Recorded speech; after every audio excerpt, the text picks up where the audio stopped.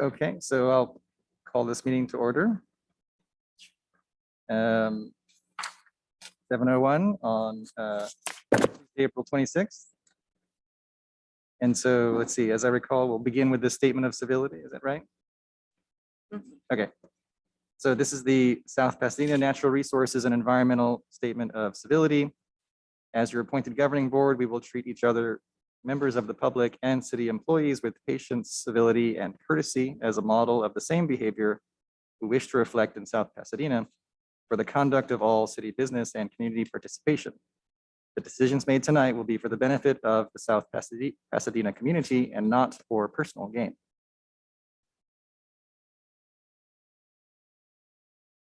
So notice of on public participation and accessibility pursuant of government code. The meeting of the NREC for April 26th will be conducted remotely and held.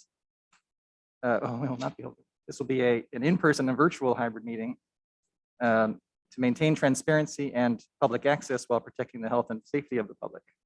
Members of the public have the option to participate via Zoom using a link as shown on the agenda. Go to the Zoom website or the city website to find more information. Let's see, public comments and suggestions. The NREC welcomes public input. If you would like to comment on any agenda item, members of the public may participate by means of one of the following means. You may raise your hand on Zoom. You may email public comment to nrecpubliccomment@southpasadenaca.gov. These comments will be included in the record, but not read out loud, part of the meeting. You may also call phone number, I believe, and leave a message to be put on the record for the public comment. Comments must be received before 12 p.m. on the day of the meeting. Okay, so I think now we'll move to the Pledge of Allegiance. Is that right? Oh, roll call first. Oh, okay. So let's do a roll call. All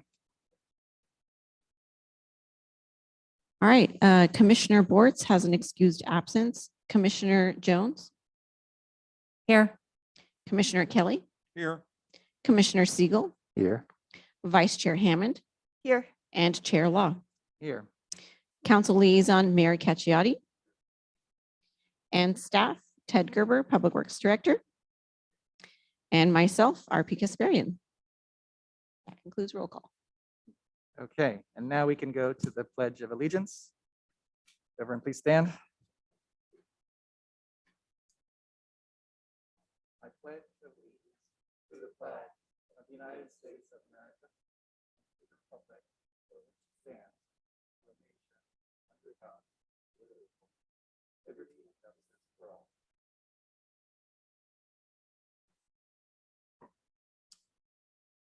Okay, now we can move to the public comments and suggestions. RP, is there anything to share? We did not have any general public comments, written general public comments sent in, but I will give our audience on Zoom a chance to raise their hand now if they have any comments on items that are not on the agenda. Okay, I don't see any hands up. So we have no public comments. Okay, in that case, I think we can move to the discussion items. Item 2 is to provide input to the proposed FY 22-23 water conservation program. Okay, I'm going to share my screen here.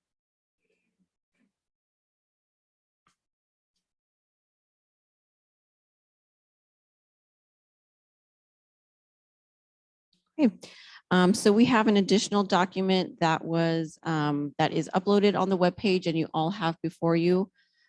This is a brief staff report on our current water conservation program and some of the proposed changes that we have.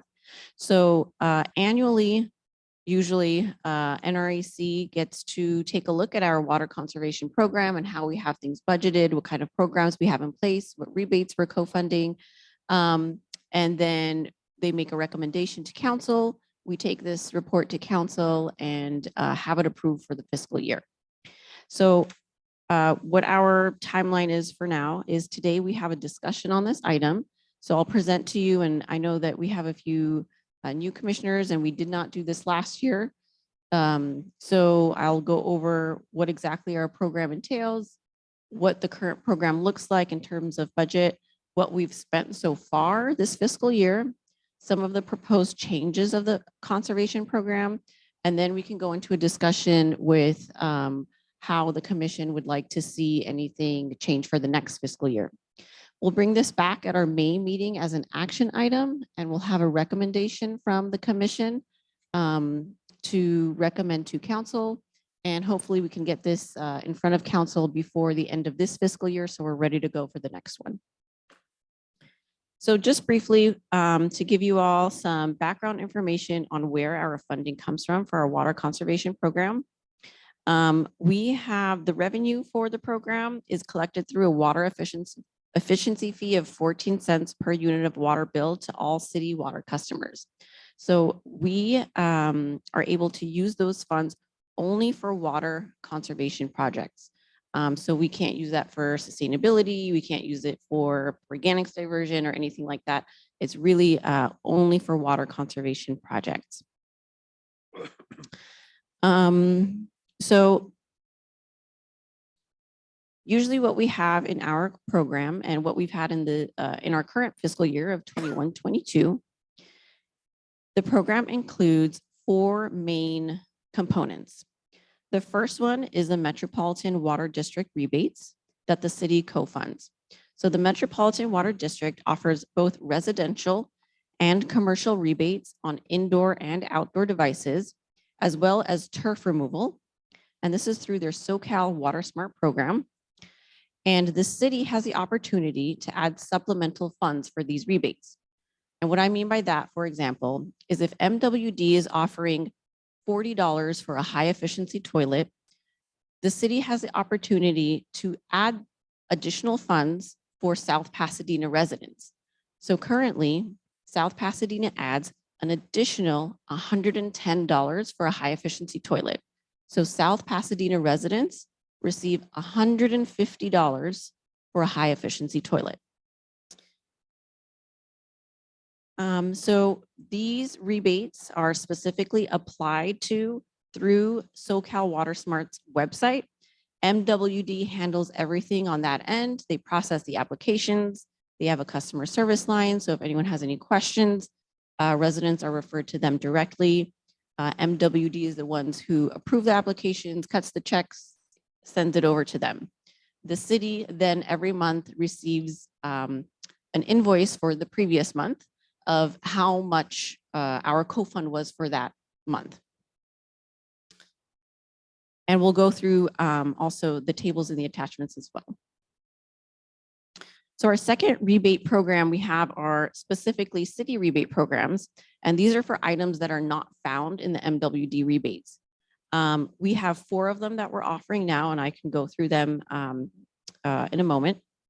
And they're essentially things that we've seen throughout the years that the community has been interested in, that we feel would help promote water conservation efforts. And so we have our own separate rebate program. This rebate program with their application, it comes directly to us. We process those, we send out those checks. The third component to our water conservation program is the residential and commercial water use assessments. So many years ago, we used to have a third party that would go out to residents' homes and do an in-person assessment of their water use. Recently, for the past 2 years, the city has partnered with the San Gabriel Valley Council of Governments to promote, now it's called the ESGV program. It's formerly known as the EASY program. And essentially that offers free energy and water assessments for homeowners as well as renters. So these assessments are completed virtually or in person, and residents get a report of a list of things that they can do, not only for water conservation, but also for energy efficiency. So since we've joined with this free program, the cost for it is significantly less. It's basically nothing. The only cost that we usually budget for is promotion. However, even that, we get a lot of support from the COG for the promotion as well. And the last component we have of our program are other water conservation promotional materials and activities. So things like water conservation devices that we give away, low flow aerators, tree water aids, and then newsletters, brochures, print events, programs. This is basically anything that we can use to promote our program. So this is what our program is looking like now. We have a budget of $115,000. We're talking about our current fiscal year. And let's go over here to the table. So you'll see in the first column, this is our budget allocation that we had for fiscal year 21-22. So right now, and you'll see it's broken up into MWD residential rebates, MWD commercial rebates, the city rebate program for residential. I'm going to skip over this Graywater one. City rebate program for commercial, the surveys, and the water conservation promotion we were talking about. Please note, so that's how we had it, how we had the 115 allocated. The second column you see here is how we've spent the funds so far. So please note for the MWD rebates, we only have the data up to the end of February right now. So this only reflects off of that. We would still have to add, March, this month, April, and then we have May and June of this fiscal year. So these numbers will go up. The other information we have for the city rebates and the other programs, those are all as of yesterday. For our proposed fiscal year 22-23, we have a few changes that we are proposing. To begin with, because we have such low participation in the rebates, and this is something that we've seen throughout the years, we're having trouble getting people applying to these rebates. We've had this program for a really long time. I feel like everybody in South Pass already has a very high efficient toilet. So what we've done here is we've taken the allocation, especially in commercial, because we're getting very little participation there. We had 20,000 for the current fiscal year for the MWD commercial. We're proposing we'd cut that in half to 10,000. Same as the city commercial. We had it at 20,000. We're proposing to cut that in half to 10,000. So with the 20,000 that we have from cutting those down, we are proposing to add a city Graywater rebate pilot program, 20,000 allocated for that. For now, because it's a pilot program and it's the first year, we're thinking residential only. We don't have the details of the program figured out. So this is an opportunity to make it whatever you want. And the commission is, we hope that you add your input on how you would like to see that.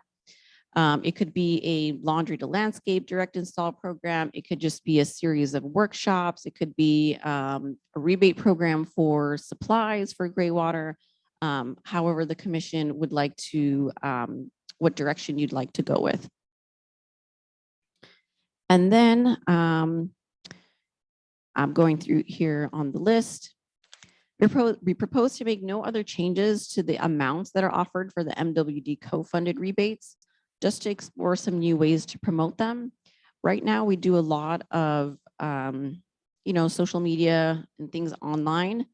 We're thinking, let's change it up a bit and go back old school and do direct mailings and banners and things like that.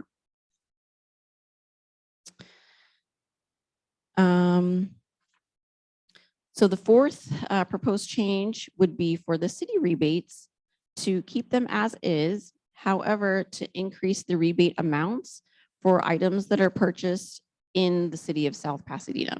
So if you, purchase your native plants from Ace in South Pasadena, we can say that your rebate limit is higher. Right now it's at caps at 600, maybe we can say 700. We don't have those details worked out. That's where we're going to discuss that. And lastly, one of the proposed changes would be to perhaps in addition to the ESGV program would be to go back to making a partnership with a third party to have more comprehensive and in-depth assessments. So if folks are seeing that, their water use is pretty high, if the report comes back from SGV that, some of the changes are super simple, but they want something a little bit more comprehensive, more in-depth, then perhaps we can have consultants who are who have greater in-depth knowledge of those systems come in and provide more information or more assistance.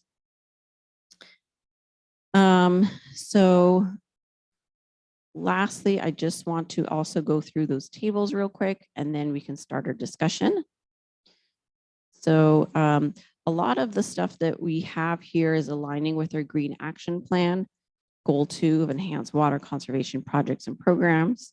So you're more than welcome to review that and see if to make sure that our program aligns with these goals. Okay. All right. I'm looking at table 1 and attachment 2. These are the residential rebates that are currently offered through MWD. You'll see in the first column, these are how much MWD offers for these items. The second column is the added funds from the city, and the last column is the total amount that the customer gets. Our most popular rebates are the high efficiency clothes washer. We've seen a few toilets.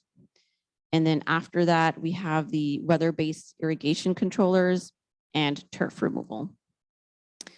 The other items on this list don't get a lot of participation. With commercial, same thing. MWD's incentives in the first column, cities in the second, and the total in the last. We don't have a lot of, we don't have any participation in the MWD commercial. I believe that we had one turf removal, but that's about it. And then we see in table 3, these are the city rebates. So we offer 4 rebates, water efficient, AKA drought tolerant plants. So every household has up to $600 in rebates for that. We have native trees, $50 per native tree, 10 trees max. Drip irrigation conversion. So residents have to show that they're converting from sprinklers to drip, or if they're removing their turf and they want to add a drip irrigation, and they get $150 for the parts for that. And rotating sprinkler nozzles for 10 to 29 nozzles, $2 per nozzle. MWD has them for 30 nozzles or up. We figure that's quite a bit of nozzles, so we offered a lower quantity here. The most popular city rebates are the plants, the trees, and actually drip. So these are actually pretty popular, these top 3. The nozzles, not so much. Okay. So at this point, I will be happy to take any questions, and then we can start discussions on the proposed changes. And we also can certainly, if there are any other new ideas that you'd like to bring up, we can certainly discuss those. Okay, thank you. So I guess we'll open the floor for comments and questions. Should we start at the end? First of all, I think that adding the gray water is a great idea. I think in terms of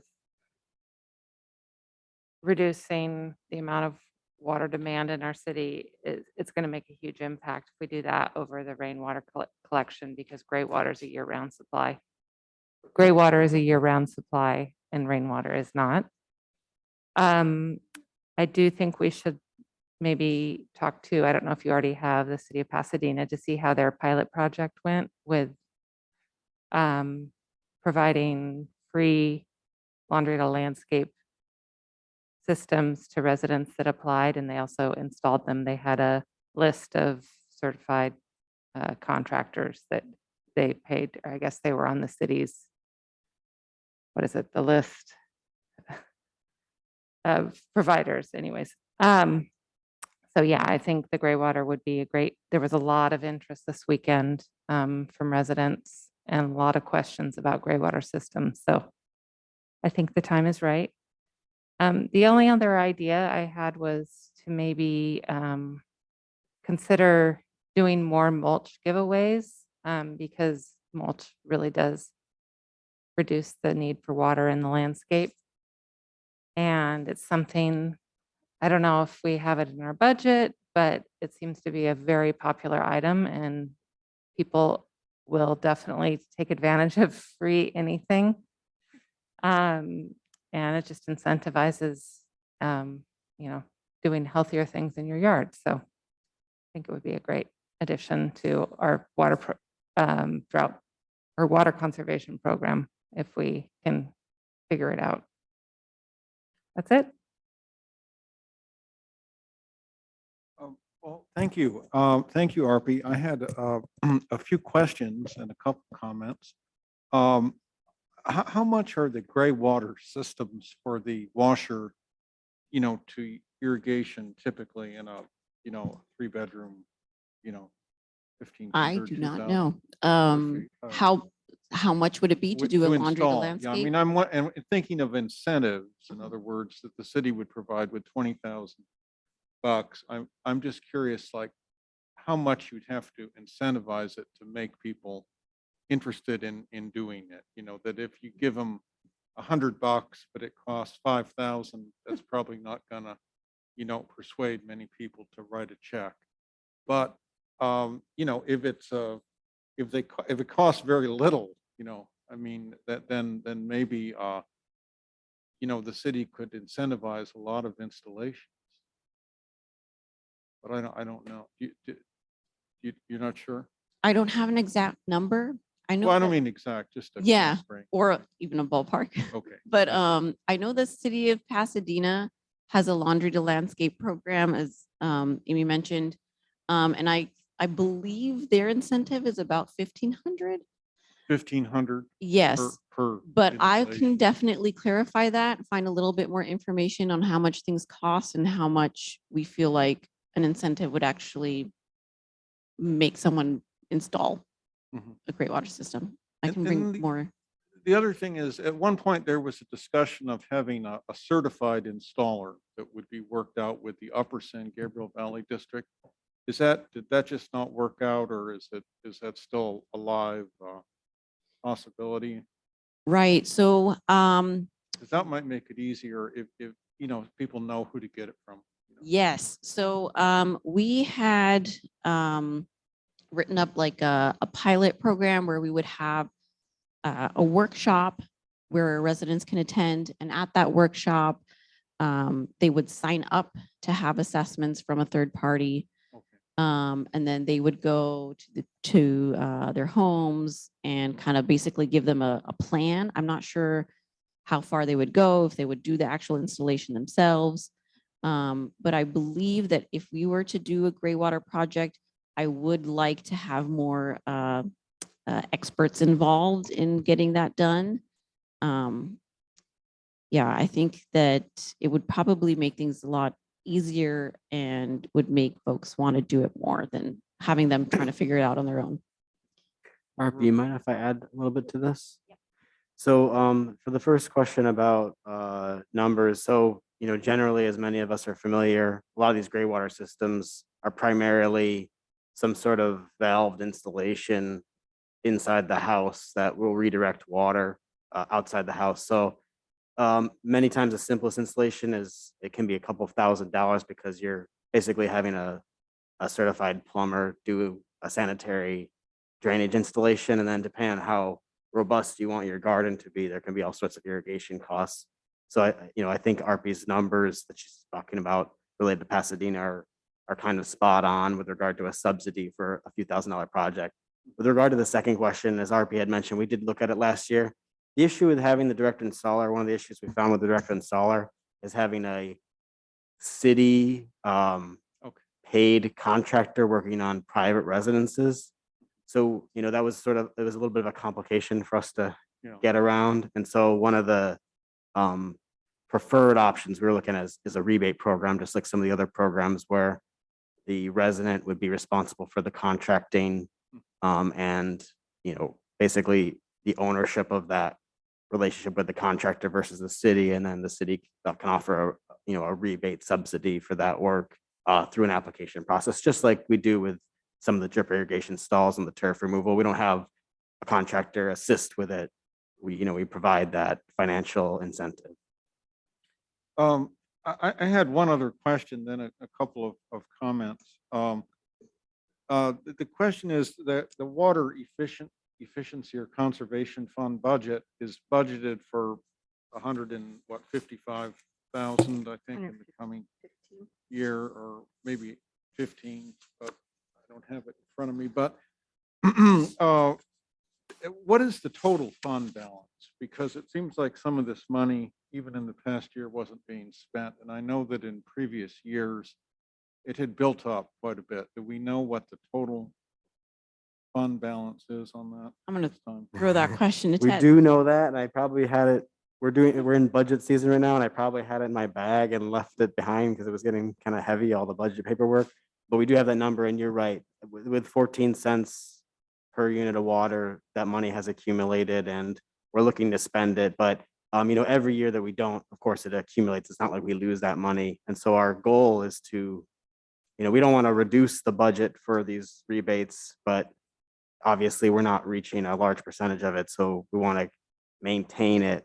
But we can get that answer for you. I can take a look here and see what we have as a fund balance. But it's not just for this program. Some of that water efficiency money goes to pay a portion of staff salaries who are involved in water programs like RP. Right. And then there's some other, costs with regard to the water efficiency fund. We call it the 503 fund that we pull from. But largely, yeah, it's hasn't been spent substantially.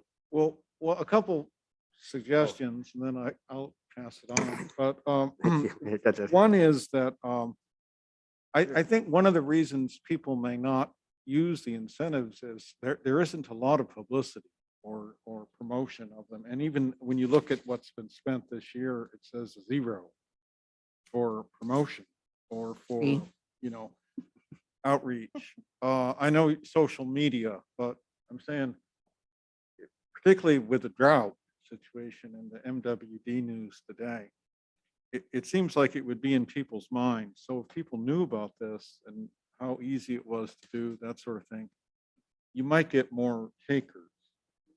The other suggestion is that if you're not getting takers, it could be that some of the programs like the water efficient toilets, I think maybe a lot of people have those in South Pasadena, maybe look for other things like dishwashers, water efficient dishwashers, as well as washing machines, or subsidizing Graywater Systems, and maybe on some of the others, if you think the market or the households haven't been saturated with these devices already, maybe if there's money is there, up the amount that the city contributes that matches MWD, that might spur with publicity more takers and more water savings. So We can certainly do that. Yeah. And if you see in the table, the MWD list, if you feel that the city supplemental part is low and you want to increase it, we can certainly do that. And this is the place to discuss that. okay, great, thanks. Commissioner Kelly, to answer your previous question, Mayor Caccio was gracious enough to lend me his budget book here. So our predicted fund balance for the 503 fund at the end of this fiscal year, this coming June, would be 985,000. So there's quite a substantial amount of money in there. That hasn't been. Yeah, and that's money that we can use for other types of projects also. So we'll be talking about some of these projects over time here, but that's our current expect. Thank you. projection. Yeah. I have a few questions. Okay. So it sounds like because of the cost of doing some of the larger Graywater systems, that this program most likely will be dedicated to the single valve systems, or we are unsure. Unsure at this point what this program is going to look like, but if you feel like that might be the best place to do it or the best way that we can use these funds, then we'll take that into consideration. And do we have any numbers around water savings from a single valve on, say, a washer compared to someone who's done their whole home? I'm sorry, Or water savings for a Graywater for system? like a washer single valve compared to someone who's done an entire system? I don't have that information and I wish Commissioner Bortz was here because she's done this before, so she might know, but that's certainly something I can look Mhm. into. Do we know how many people in the past year have applied for permits for Graywater system? Actually, before you answer that question, is it required to get a permit for all types of Graywater installations, or are there some that don't require? If you are doing a laundry to landscape system, you do not need a permit. You're just changing where your water is going. So no permit required for that one. Okay. To my as far- knowledge, there are no permitted Graywater systems in the city. That doesn't mean they don't exist. I'm just saying there are no permitted systems. What about the one we just went to on the weekend? What are you talking about? Okay. Okay. And then the definition of commercial versus residential on multifamilies. I assume there's some sort of units that makes a multifamily fall under residential versus this commercial chart. Which chart? Well, so you have rebates for residential and then you have rebates for commercial. Multifamily properties that have multiple units. Is there a dividing line where so many units is considered residential and then over that is commercial, or I believe it's just considered commercial. it's all considered I commercial? believe so. Duplexes, What's that? I think so. so a duplex would be considered commercial and they would fall under it. So if I think they would be considered residential. I can clarify that with MWD okay, and see how they're I mean, It's just I understand that most of this stuff would, multifamily residential. yeah, as I mean, opposed to- I would understand that, a lot of this would have to be done by the owner of the multifamily. exactly, yeah. Which, but I it'd can just be clarify interesting that. to know where they fall and how we would target them for marketing. Because I would assume that some of our higher usage of water comes from multifamily residential where they don't pay for their water.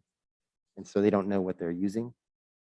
That might be, it'd be good to understand that so we know how to target them. Absolutely. And then along those lines, I assume we have data on our high water users. Maybe as part of our marketing, we specifically target the high water users with a higher rebate. I mean, granted, it's not necessarily fair that they would get a rebate because they're using more water, but we also want them to stop using as much water. Maybe we could look at something where we provide a higher rebate for higher users and target them with specific marketing as an option. I assume we have the data to be able to do that. I like your idea of targeting the high users.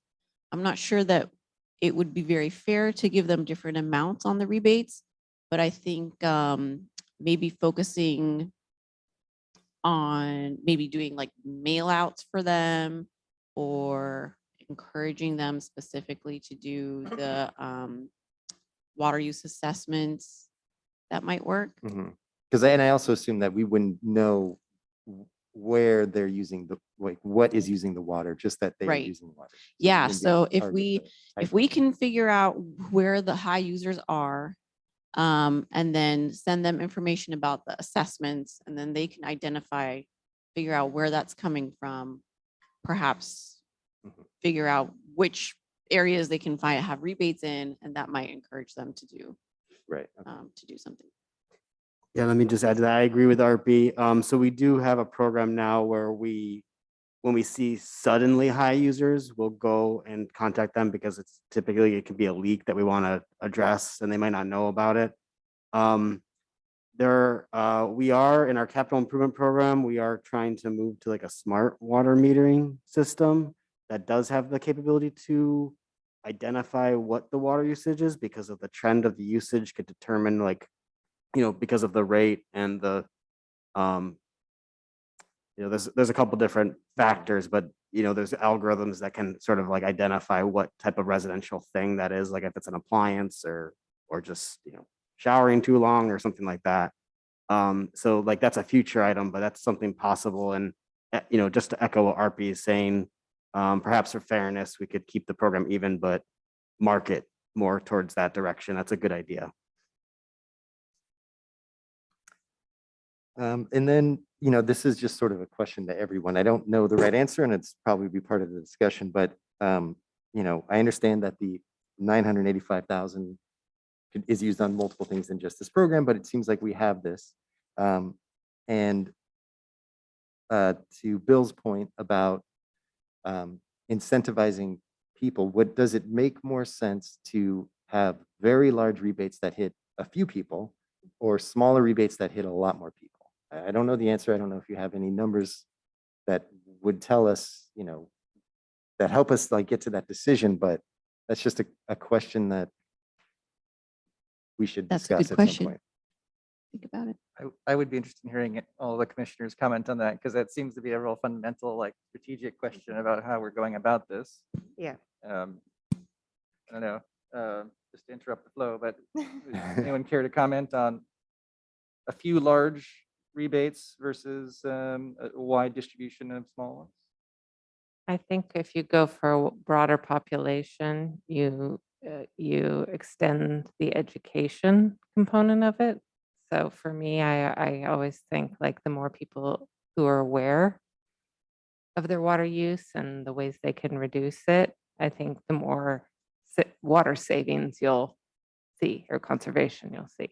I don't know, just a thought.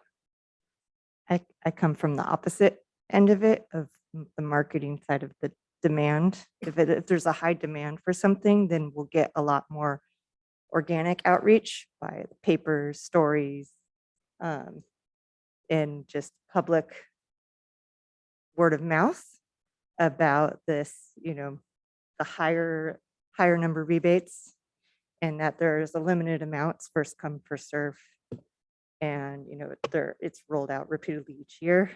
I think it could get a lot of coverage. I know that we're resource-based, a little bit tight as far as how much spread we can reach the mass public. So I think it's a good idea in that sense. And then also I feel like overall, when I look at the table and the amount of budget that we have surplus, that so kind of gives an idea of how little this is utilized, that I feel like we just need to up the amount just to make it desirable enough for people to use these. Michael, you have a preference between the two approaches, or? I mean, unfortunately, I don't know, right? Like I agree with both sides. But I do think that we should absolutely up it. I just, at what point, right? Where's the trade-off? How can we get the most bang for our buck where we get people involved and also hit as many people, right? And so I can tell you with the MWD rebates, they have a lot of rebates, but there's only like 3 of them that residents go for. Right, And they're makes sense. probably the ones with the highest incentives. So it's the clothes washers where they can get $250 Yep. back. It's the toilets where they get 150, the weather-based irrigation at 180, and then the turf removal at $3 per square foot. There's no interest in anything else. And then we also have the city rebates. We only offer 4 of them and they're pretty high, $600 for plants, $50 for max 10 trees. That's $500 you can get for native trees, $150 for drip irrigation. People go for these. No one goes for the nozzles. So little insight. Yeah, I think that's a good sign of, what would work Mhm. best. I was a little unclear on the question when you first asked it.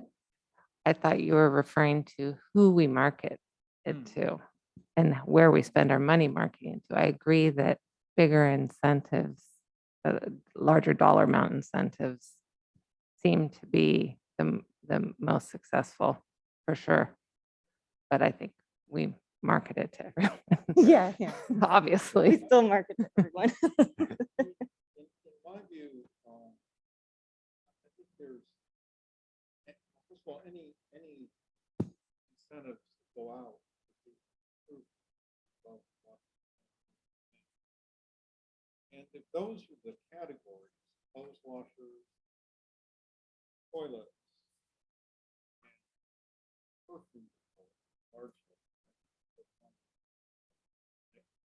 And controllers. weather-based irrigation, that I would double down on those. I mean, I think you have dishwasher. Why not just pay up to $1?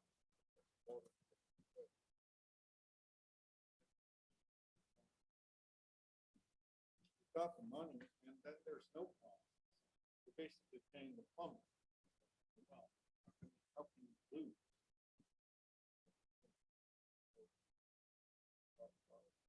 Apartment.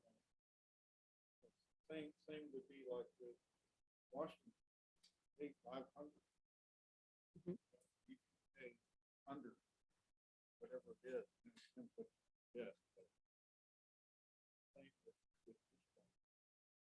That way, someone basically gets it. They're there for 10 years. They water whatever use.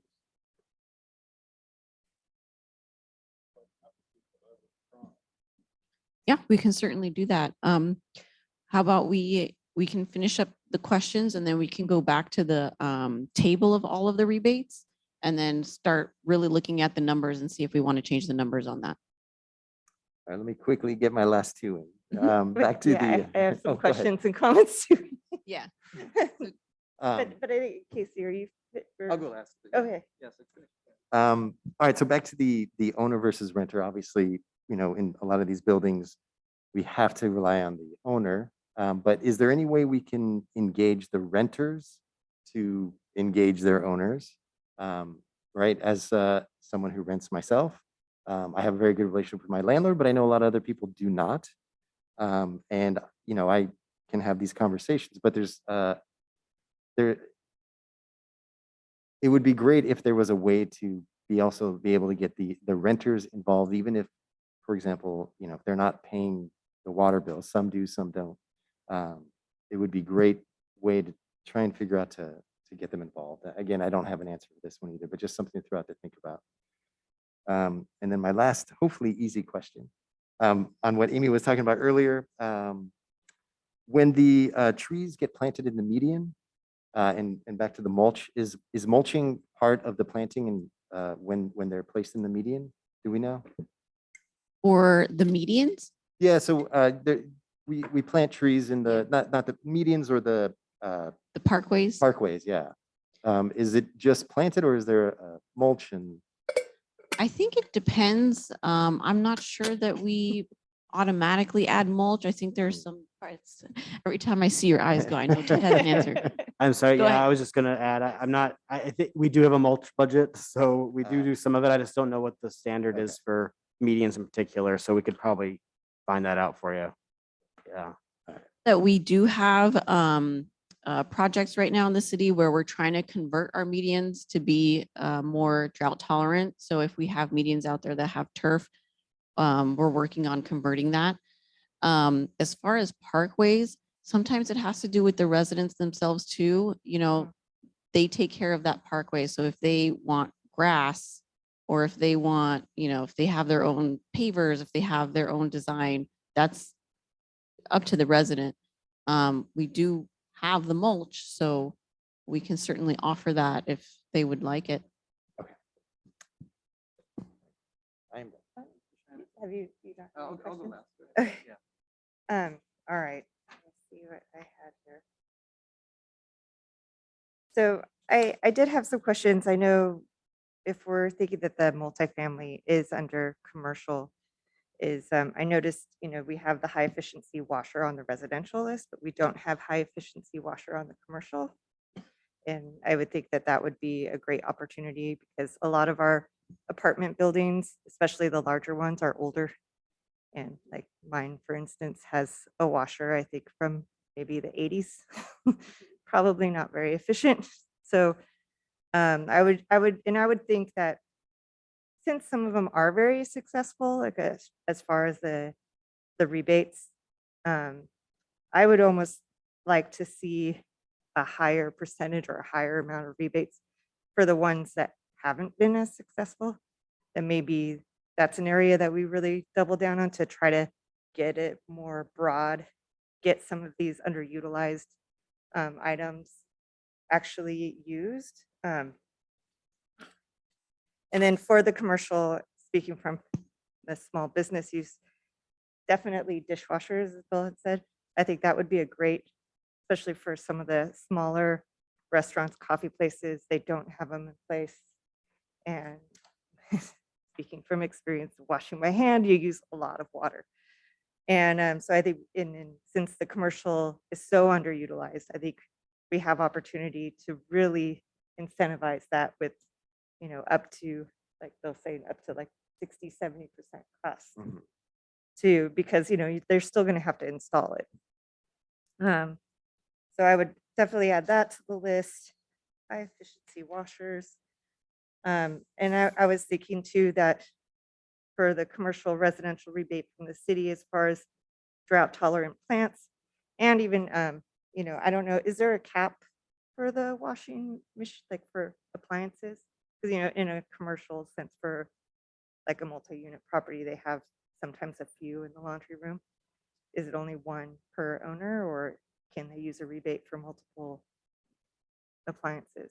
I'm not sure. I think that if it's commercial, you can do multiple. Okay. Yeah. So I I was, actually don't think that, I think I remember seeing in the data, I get a breakdown of the data of how many each person, the quantity that people have applied for. I uh-huh, don't think that there is a cap. a limit because I have seen residents apply for like 2 washing machines.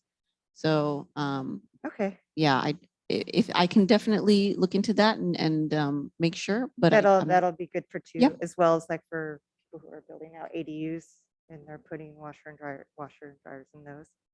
I would also think that it would be great. I know you don't want to put different amounts, but I think we can categorize amounts maybe per square footage or residential to commercial. So that for something like the drought tolerant plants, if it's a bigger commercial property or a multi-unit, $600 might not actually seem enough to make them want to do, because, it would be a big landscape project to do the whole thing. Let's see, what was my other one? Graywater system. I think the idea that you had in there about maybe considering another third party to do, personal assessments or to come out and look at the property and help them with the how and the why is a great idea as well. And I think especially for something that's a little bit more complex like a Graywater system, and for the landscape. Like I know a lot of people, what was when Debbie was here, she would go around to different properties and there would be so much interest in looking at the irrigation system that they had. And okay, I hear the nozzles, but like, I have I have galvanized, yeah, a pipe system in my front lawn. How's it going to affect me to rip all of that up? Can I go further? So somebody with knowledge that can come out, I think, is a little bit more in depth. It will affect more change. And so, yeah, I mean, I think hearing about the surplus being close to $1 million, like I know we get to use it for other things too, but I would really love to see, a much higher usage for the public of these rates. And even if it is for a smaller amount of people, I think, again, it would drive interest and then which then would drive more education to the general public. And maybe like, it's a frenzy for the free things. Like next year it'll open up again on this date. I think it has a potential to be utilized a lot more in that way. And I think that was it. Oh, the other one, like I think the rain barrels should also be on the commercial, because sometimes the bigger buildings have much more roof surface to collect that water to make it more useful for the property. And some of them have a little bit more space for something like that, which that's not on the commercial side as well. And I think, yeah, upping that too, because $35 doesn't really come close to it. But we could go over that when we're talking about the tables. We removed the city's incentive for rainwater storage, right? It's only met more time? MWDs. We removed the city's incentive for rainwater storage last year, remember? Yeah, I believe it there's was a few nothing on years it ago. right now. What? But Sorry. it was removed a few years ago. If we want to revisit that and Okay. add it back in. Yeah, we I can was just certainly making that point that it's MWD's incentive. We don't have one. We currently have zero. We had, yeah, I think we also used to supplement the MW Yeah, Rain Barrel yeah. one. And then we removed that, but Basically free. right. Yeah. Okay.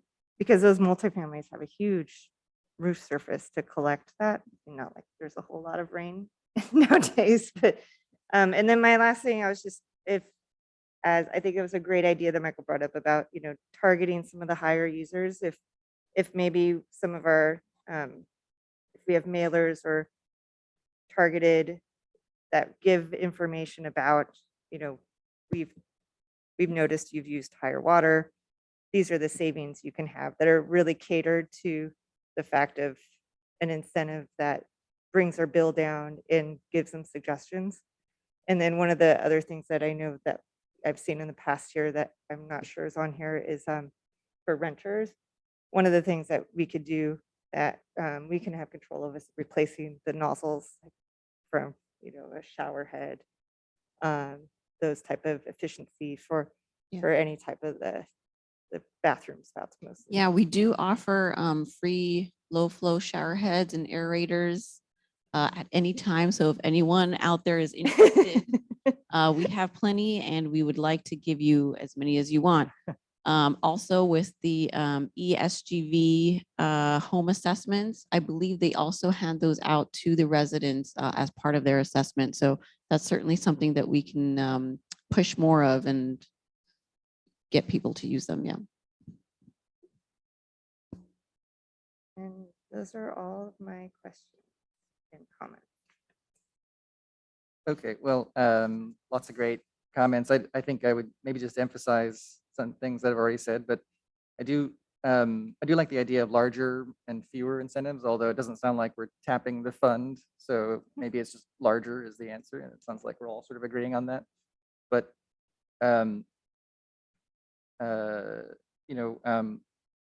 one way to actually really break through, I think, as Commissioner Hammond mentioned, is to have potentially like a season, like an annual event, right? Where it's like, in fact, maybe this is the time of year, right? We're entering the driest time of the year. You might imagine an annual event where there's mailers that are coordinated and there's a specific rebate program that highlights the value of maybe just one of the many things that gets people's attention, right? And in particular, like if we really want to go big, I feel like 100%, would be the mark, right? However it's implemented, you say, you want to have the mailer say, congratulations, you've won the lottery, right? And, whether or not technically it's possible for the city to make that, transaction with the, with a provider, doesn't even have to be, it could be in the fine print. You can just say, enter now to win, right? And it's like, you can come home with a brand new rainwater catchment system or whatever it is. I would say target, 2 or 3 of the most popular programs that people are somewhat familiar with, and then make them free, right? And then the people that don't win are still going to be coming back to the details and saying like, maybe I'll just pay for it. That's the goal. So that's one way to really go big and go few, which is to break through the sort of the attention barrier. But one specific concern I had was that you'd want to make sure you do that with mailers, things that are very uniform and sort of blanket the community, because it's a little more equitable than say someone who's always checking online or what have you. So I think if you wanted to go big and have a few sort of free things that were 100% covered, you'd want it to be through a mailer program, especially. It's a good, I'm glad to hear that you're considering mailers now. Let's see. So I guess that was my main thing I wanted to emphasize. But one other thing I heard reference to smart meters. Is it fair to say that would be coming out of this fund also in the end, or? So interestingly, I think we had some bond money for that. One of the tough things with our position now is like so many of our staff are new. We're sort of digging into how things were proposed previously and how they were funded. So yeah, it is a option to dig into that, but I think there is another funding source that might also help with that. Okay. So there's no risk of sort of stepping on our own feet with that in regards to. No, I mean, I think the commission's determination that the fund is underutilized is true. There are some other projects that we're discussing now, whether they're operations type projects or capital projects that we could perhaps utilize that fund. But as you see, like we're underutilizing even the budgeted money for the rebate program as it is. So I don't think there's a risk of that. Right. Okay. Okay. So one final comment was on monitoring. So certainly, like, it also occurs to me that if you wanted to really break through people's attention, one way is to coordinate a sense of community and have shared goals. And right now, I'd say it's very opaque as to what the city is, has accomplished and where we want to go. We have lots of money that's being invested in rebates. Is there a point where we can say we've considered it a successful program? And if there is such a goal, are we close? And how can we share that journey, with the city as a whole? I think that would also be a great way to get attention. And say, hey, we're in this together. We're entering a drought. We're in the middle of a drought, and these programs are going to help us, get through this together. So I think it's another great way to having some sense of the monitoring of the progress and a specific goal helps, I think. And I suspect that might be already part of the climate action plan. Is monitoring is really built into that whole well, maybe more on the greenhouse gas and transit and other things. But if there's no sort of water and resiliency monitoring progress in the cap, might want to consider it explicitly outside of the cap. But that's really hard, I'm sure. Monitoring and assessment is difficult. And I'll stop there. That's all I had to say.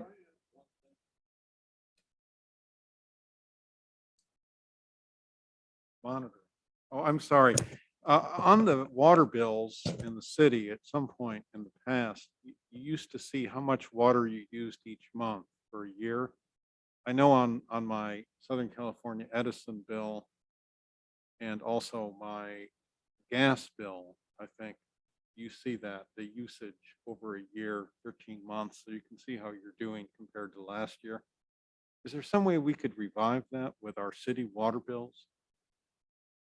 Look into that.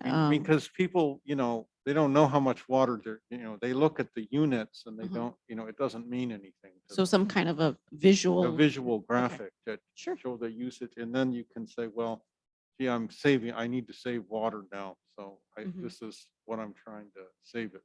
baseline. Okay. Just an idea. I think it's a good idea. It shows like if you're Your used, neighbor uses this much. that's what I was gonna say, if you know, could have an what you average, use. like an Yeah. average Compared to use your for that, neighbors, for a You are similar size 23% better than them. property Yeah, right. to compare to. Yeah, right, So it's not just like your own usage, because if you were a water hog last year, right, you might be a water hog this year, right. but yeah, your neighbor who has been really water conscious. Okay. I just one other wild idea that just came up is the water tower in town. Does that water ever get used, or is it actually just always full? Is it a backup supply, or is that? Yeah, that gets used. The way the water system is designed is that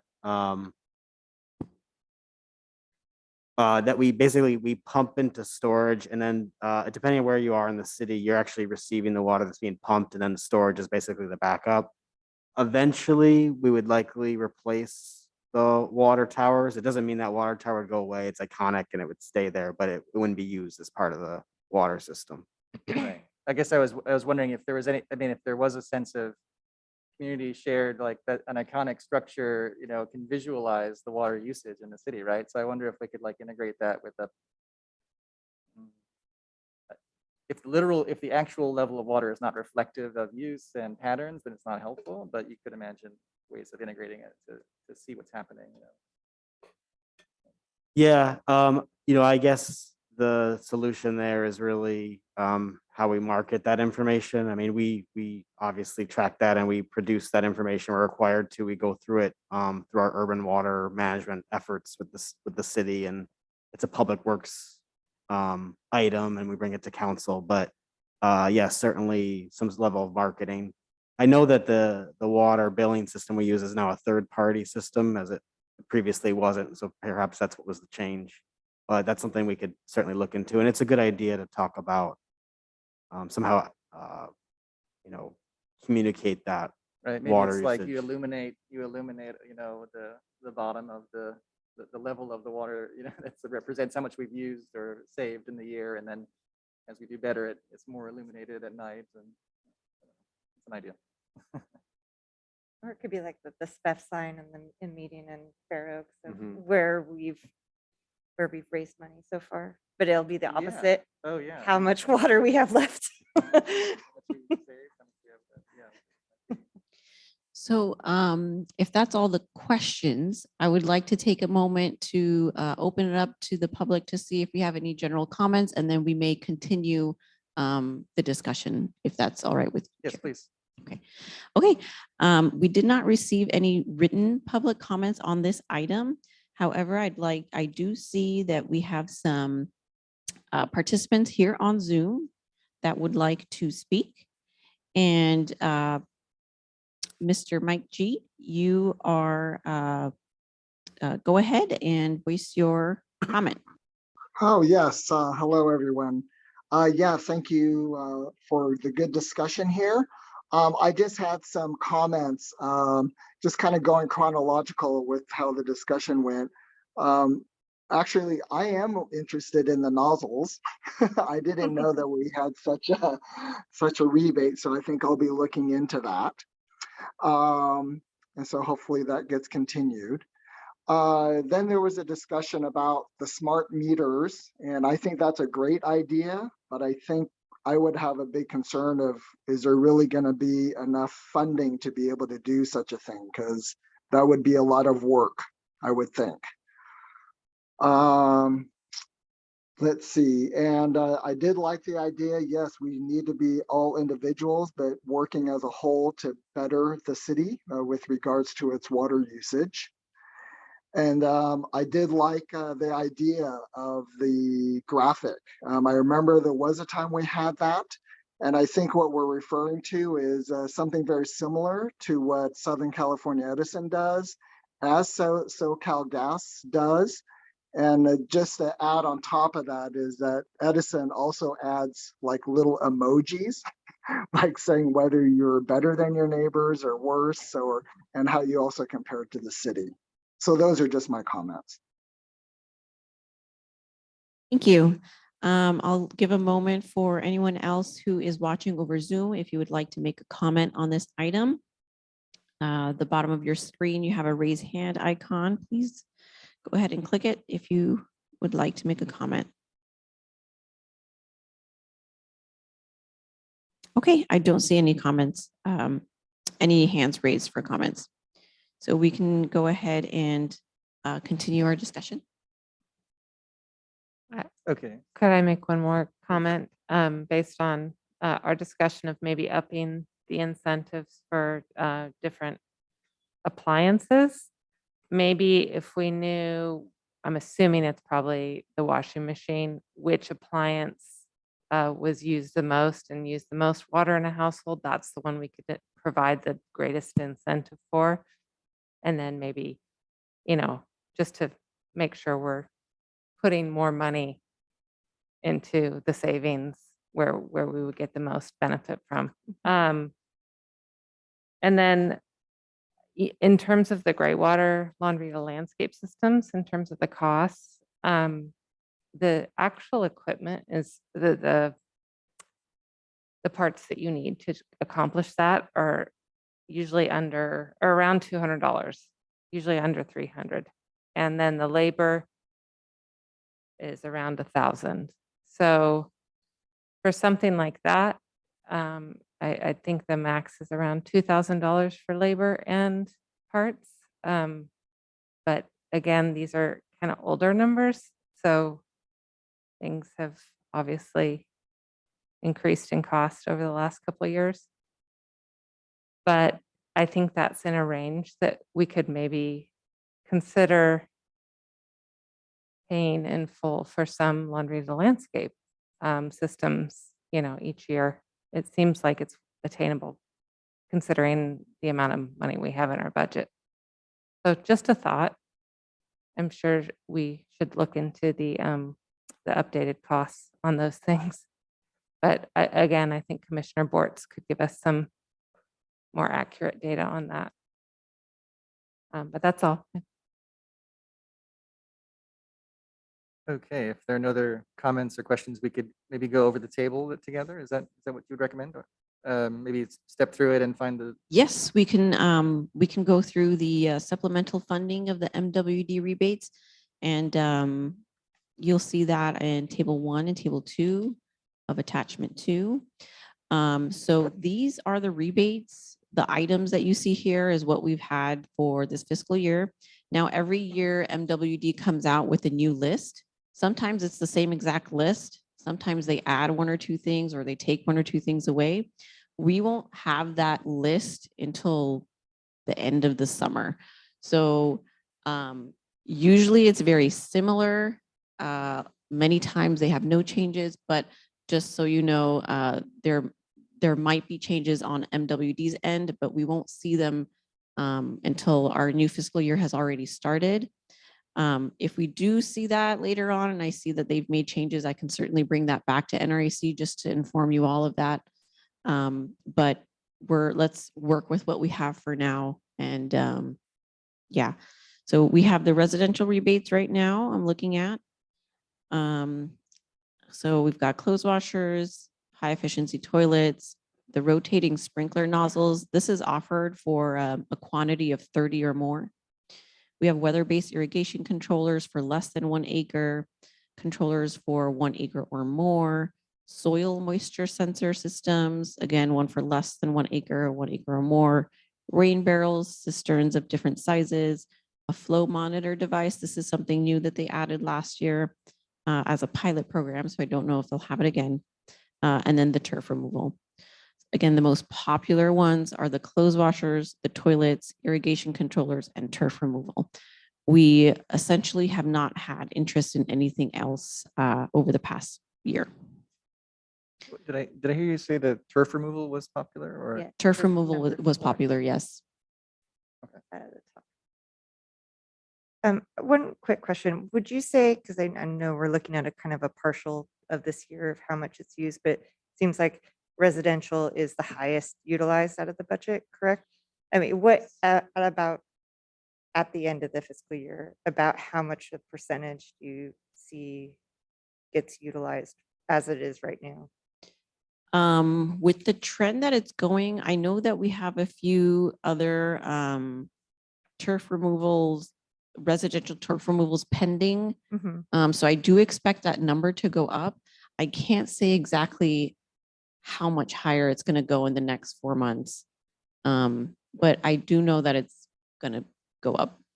And do you know off the top of your head, out of the list of this first table, what is the most impactful water savings wise? In terms of water savings, I would probably say the turf removal. I know that, most of the water use in a household, I think you use about 35% more outdoors than you do indoors. And that goes towards your landscaping, which is one of the reasons why all of our city rebates are all for outdoor devices. So I would say that it's probably the turf removal. I don't know exactly for sure, but my guess is turf removal. Okay. For the turf removal, what does that include, right? So I assume. That's a great question. Yes, so for the MWD turf removal program, essentially what that is if you have a lawn and you want to get rid of it, you can apply for a program. You do have to apply to reserve the funds before you start any work. Essentially, what you would do is remove that turf and replace it with more drought tolerant landscaping. So you can't replace it with concrete. You can't replace it with just dirt. You do have to follow a few other requirements. So you do have to have a certain number of plants per square foot, drought tolerant plants, which is where our city rebate comes in and helps you out there. And then I believe you have to have also a stormwater retention feature. So whether you have a swale, something like that, or a dry bed. So they have those types of requirements. Well, those are the requirements, but does it cover it? So would my $3 per foot, does it include not just the removal, but including, the new plants, possibly new irrigation that's needed, et cetera? No, No, so you would get $3 per square foot just for getting rid of your lawn and following their requirements. In addition, Right. the city will give you up to $600 for native plants, Right. $50 per tree for a native tree. And then if you had a sprinkler system and you're going to drip, that's another 150 right there. So a lot of the time when we have like the city applicants for the rebates, they hit all three of those. And then I always ask them, do you know about the turf removal? And they're saying, yes, that's exactly why I'm doing this. So Right. No, that makes sense. I got confused. Okay. yeah. The other thing is, I think with the stormwater catchment or that sort of thing, they have sort of a selection of things that they want you to add. So it doesn't necessarily have to be one of those things, but you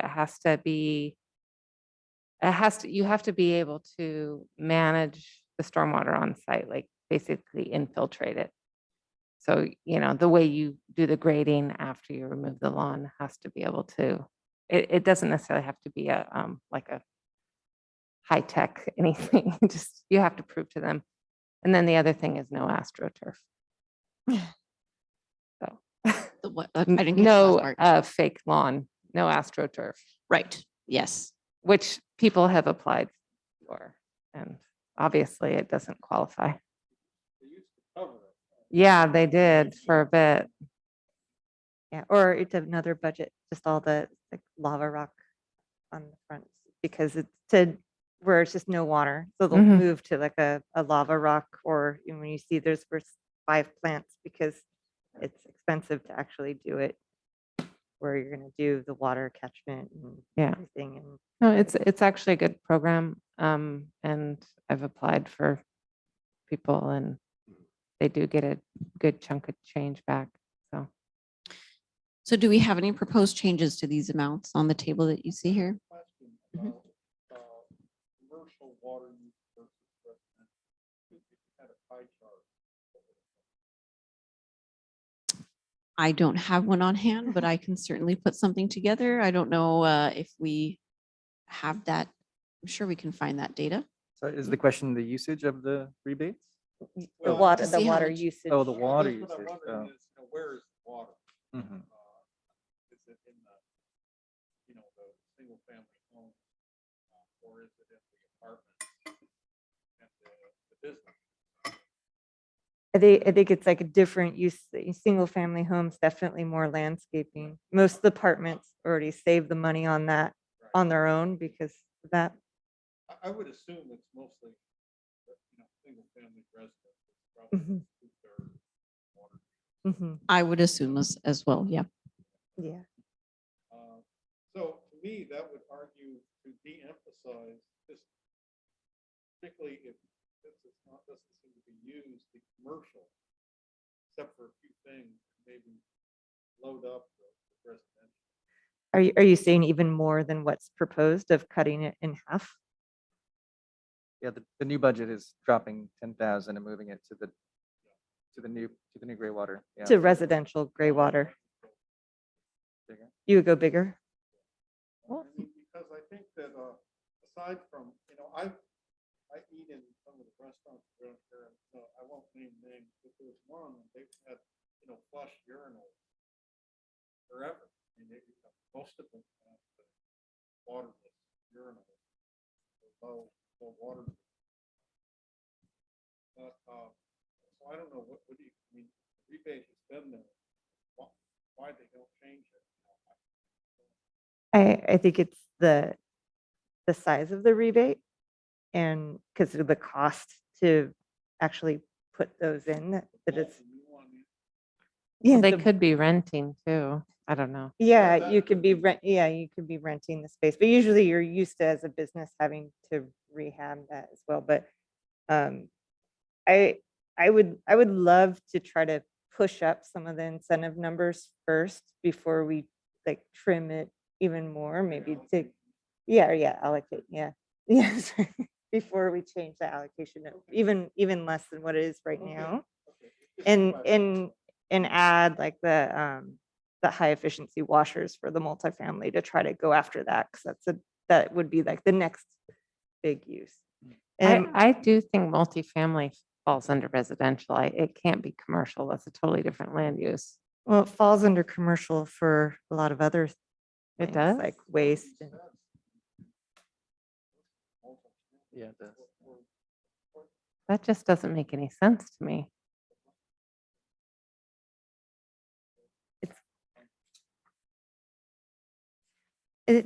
do we have anything for breaking up hardscape to absorb more rainwater? Does that not fall under I mean, I understand for turf removal, maybe you're going to be doing some of that, maybe, but there isn't anything specific for that. There, oh, go ahead. Sorry. So we used to consider impervious surface conversion rebate at $2 per square foot. That was something that we were going to launch right before COVID, and then COVID happened and we couldn't do in-person inspections. Now going back and looking at it, I don't feel like we would have the resources to pursue something like that. And looking at, the number of residents that would probably convert their hardscape to something else is probably pretty low. I think it might be better to focus on something new like the Graywater program. Okay. But if the commission feels like that's something that is important and you would like to look into it and add that on instead, or to allocate some of the funding for that, we can do that too. I'd be happy to, if you want to keep moving it forward, I could throw some suggestions on numbers or percentage we want on the table Yeah, for the residential. I think we do a bump on the popular ones Mhm. anyways, and maybe we like up I haven't bought a washer in so long. So I'm trying to think of what the average cost for a high efficiency washer would be, but I mean, I would almost say to raise our incentive to 200 from 165.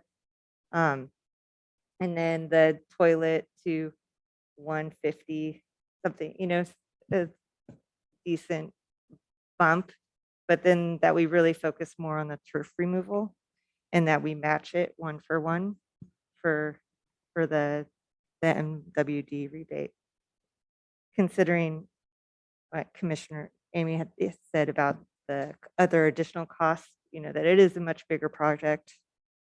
And this could incentivize it even more, and it makes the biggest impact. And I would even like to hear what other commissioners think as well, and would be even open to upping it higher to make a big, because I think that would make a big story. I agree. One quick question along those lines. So we spent 10,000 so far we've given 10,000 out. And is that pretty typical each year, it sounds like? No, so for so far this year, how much we've spent, let me go back here. So this column right here is how much we've given out. So for the MWD residential, since as of the end of February, about $8,000. Right, but just total, we're down at about 10,000, right? Yeah. Between all the programs. Yeah. And that's pretty typical every year? I would say it's typical. Okay. And so we have this huge reserve. Here's my comment, and I understand that this money wants to be used so we can probably set a cap, but let's just go big. We want people to use this. Everything goes up a lot. And then we can cap it out to, we spent 400,000, 500, whatever you guys want to cap it out once that money runs out, so you have some reserve still. Just go big. Let's just really get people wanting to use it. Let's put out as much money as we can. And then whatever you want to set that cap at, once we hit it, then we're good. Then we'll know. And then maybe next year we can reassess based on the success of who's picking what. So it seems like this is more of a go away and see how much these things cost, that you're in the you're in the Oprah mode. You get a washer, you get a turb replacement. So then that would be a little bit more research of finding the average cost of some of these things to really come to an amount. Right. So I guess then my suggestion is whenever we figure out what those costs are, we go big and try to cover as much as we can, for whether it's residential or commercial. And then we see where we end up next year on the numbers, on who took what. Should we talk just so that she has more to go with? Like, should we talk more than about a percentage of cost of like an average cost? I want to propose something. People want city incentive. This is what I would raise total. of county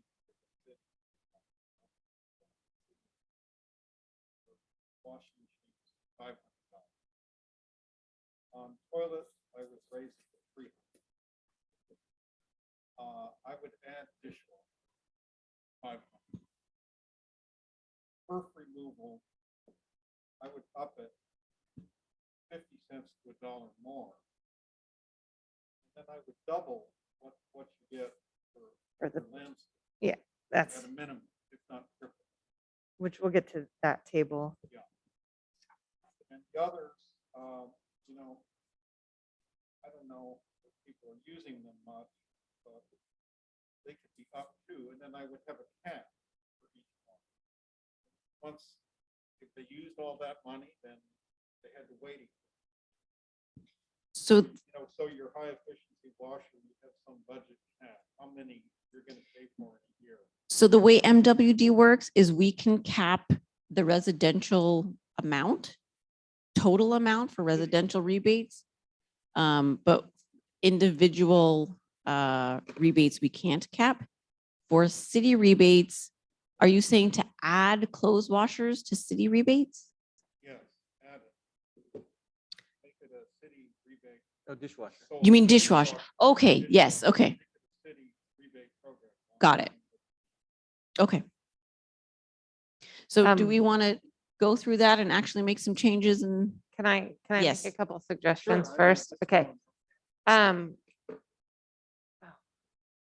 Okay, so first I thought, yes, I'm in agreement. I think we should increase the, especially all the fixture and appliance incentives.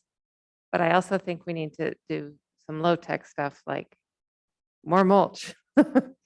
And that's accessible to everyone. And also do some education and outreach on Graywater. I know that through San Gabriel Upper Valley Water, I'm probably getting it wrong. I took some great Graywater seminars through them. I think if we brought those into town, I don't know if there's a fee involved with those, but I think we definitely with the Graywater stuff, we need to have a budget for outreach and education too. So the So- budget we have right now, the 25, can Yeah. be used for workshops and things Okay, like that. Okay. Yeah. So I just wanted to make sure we're not leaving out Graywater when we Yeah. are upping everything here. Because I think, a lot of this stuff, people who are handy, they can do themselves at home. Mhm. So I think it's a good thing to bring that information right here to our town. All right, Yeah. that's it. Could I just to keep it flowing here, could I Okay. suggest that we just get through table 2 and 3 and then maybe, And did Billy, you were saying to up it across the board on the rest of the table items, not to take any of them off, right? 'Cause I think another one that we could focus on is definitely really upping for sprinkler nozzles, the weather-based irrigation control, and the new soil moisture system. While we're waiting for the smart meters, that's like the next best thing to know if somebody has any issues with their irrigation system that they have now. So why don't we, it seems like we have a lot of ideas. So why don't we go through one at a time and just figure out a number so we can move on. so I would endorse Commissioner Kelly's numbers. Okay, so for clothes washers, right now, we have an incentive, the city supplement of 165 for a total of 250. I believe Commissioner Kelly, your suggestion was to have a total of 500, was that right? Yes. Okay. And does that sound good for everyone? A total of 500 for the clothes washers? Mhm. And whatever the difference is, we'll increase that as the city incentive. And I just looked up right now, like the average, it's about 950 for the higher end. Sounds great. Okay, high efficiency toilets, we have the total of 150. I believe Commissioner Kelly, you said 300 total, was that right? I think you can get a toilet for under that. Yes, you can. Okay, but you wouldn't get, okay. Yes. Correct. So if you only paid $200 for a toilet, you're only going to get $200, even though the rebate is 300. So we're looking at toilet max 300. Okay, rotating sprinkler nozzles. So keep in mind, this is for a quantity of 30 or more. Right now, we don't have any additional, so it's $2 each. Proposed changes. Is there any way to lower the amount of quantity again? No, MWD is 30 and above. That's why we have the city rebate for 10 to 29. Okay, and that's in table 3. Mhm. Great, okay.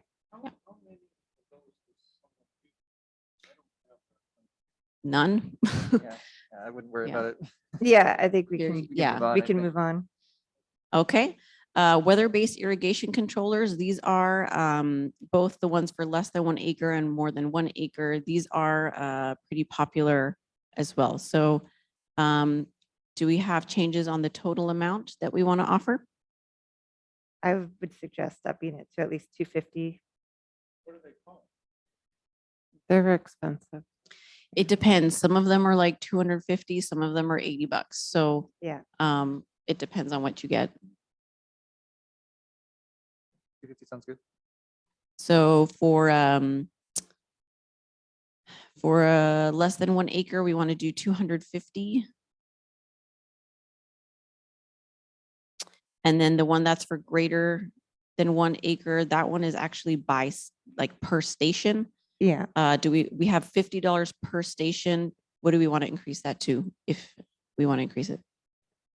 I think that's one of the lower, I mean, with our city, do we have many properties that are over an acre in our city? Probably not worth it. Yeah. Yeah, we could leave it as a, or we could go big because it won't, Won't matter. it won't matter. We could do 100 per station possibly, or 80 per station, as Avery was saying. These are all up to. Yeah, Yes. yeah, they have to show an actual receipt to get the rebate. Yeah, 100 works for me.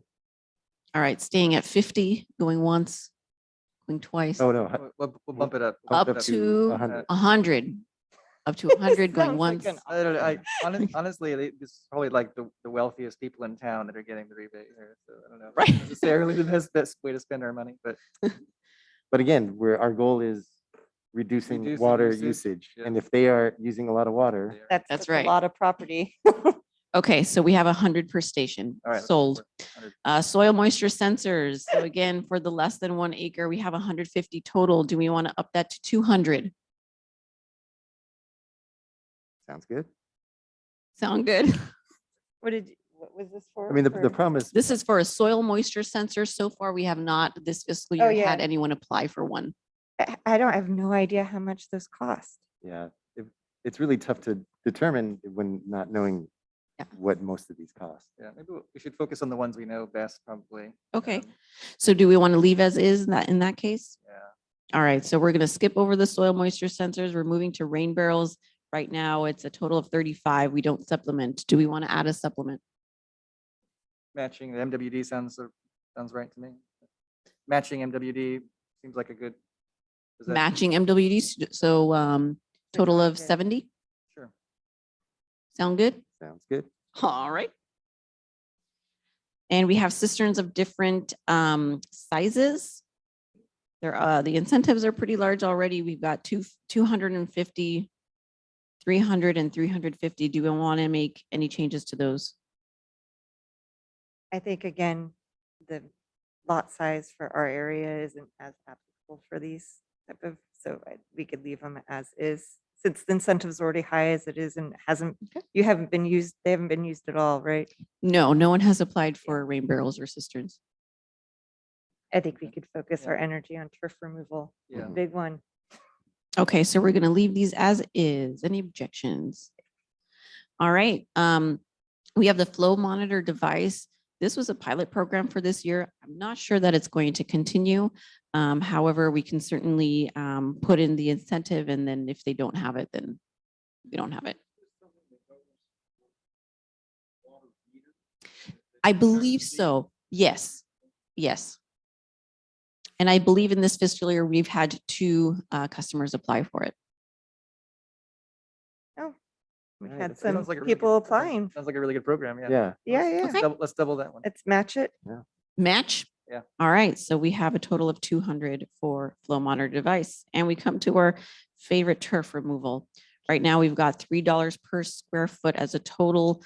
It's $1 for the city incentive. How high do we want to go? Let's match it, I think. Yeah, I'd like to at least go to $2 per square feet for our city incentive. Match. $2 for a Yeah. total of $4 per square foot. Yes? Yes. Could we, I just looked up the rain barrels. Could we, since we're going, could we go to 3 digits and go to 100 for that?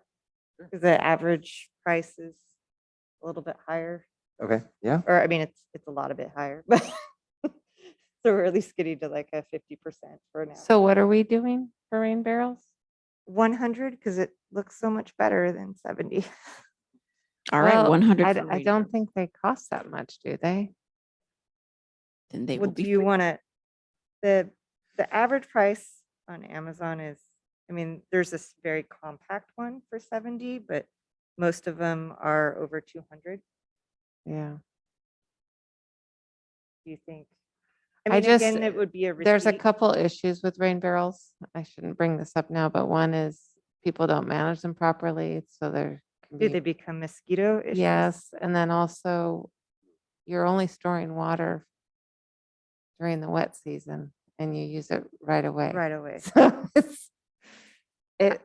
people stop using them and then they become a big piece of plastic. It's a giant plastic thing. I'm totally down for not.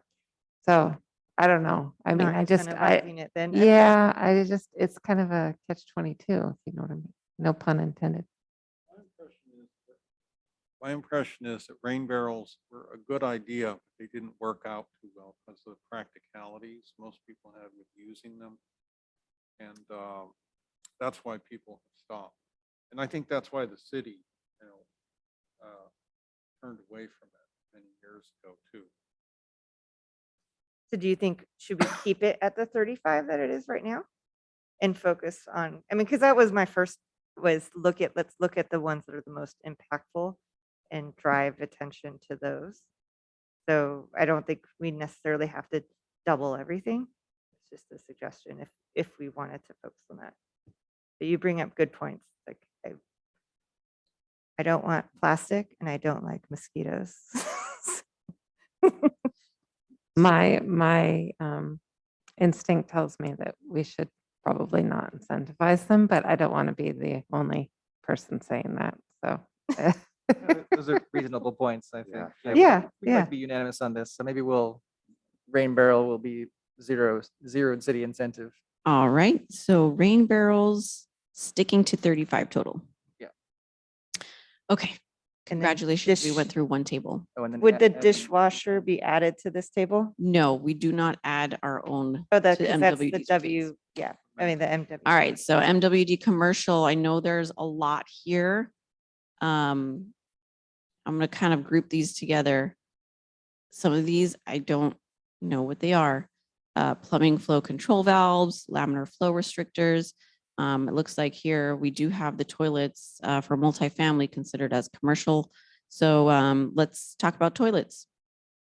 Same as residential, we have them at 150 total. Do we want to increase that to 300 like we did for residential? Yeah. Yep. would up it. Yeah, I do the same with urinal, ditto. pay to install it. Yeah. Or less. And you said, I'm sorry, for the zero water and the ultra low water urinals, we want to increase that also to 300, correct? I would. Everyone okay with that? Mhm. Yes. Yes. All right, we have weather-based irrigation controller, and I'm going to skip over to the soil moisture sensor system as well. Do we want to match that to the residential? Yes. Yes.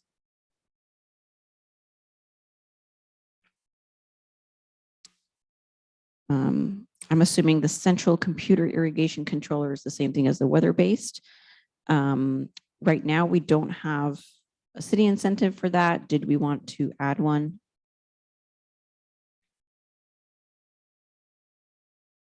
I mean, considering the low usage or for the commercial sector of this, would it, I mean, I know in some of the other ones we're doing more than matching, but for all of the others, I would suggest maybe we just match what MWD is putting in place. I would agree, because it And- seems like there's not going to be many people who are going to go for it regardless. And so if we can get anyone to try and, and go for it, let's incentivize it, right? Mm-hmm. Yeah, so all the zeros we matches.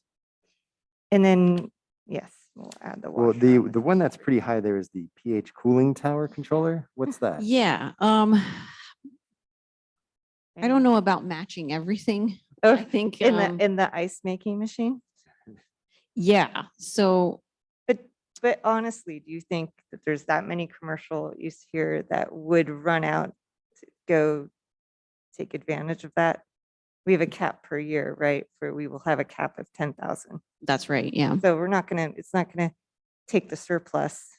So if at the end of this, we have 4 new pH cooling tower controllers and, 4 ice making machines, then I think so be it.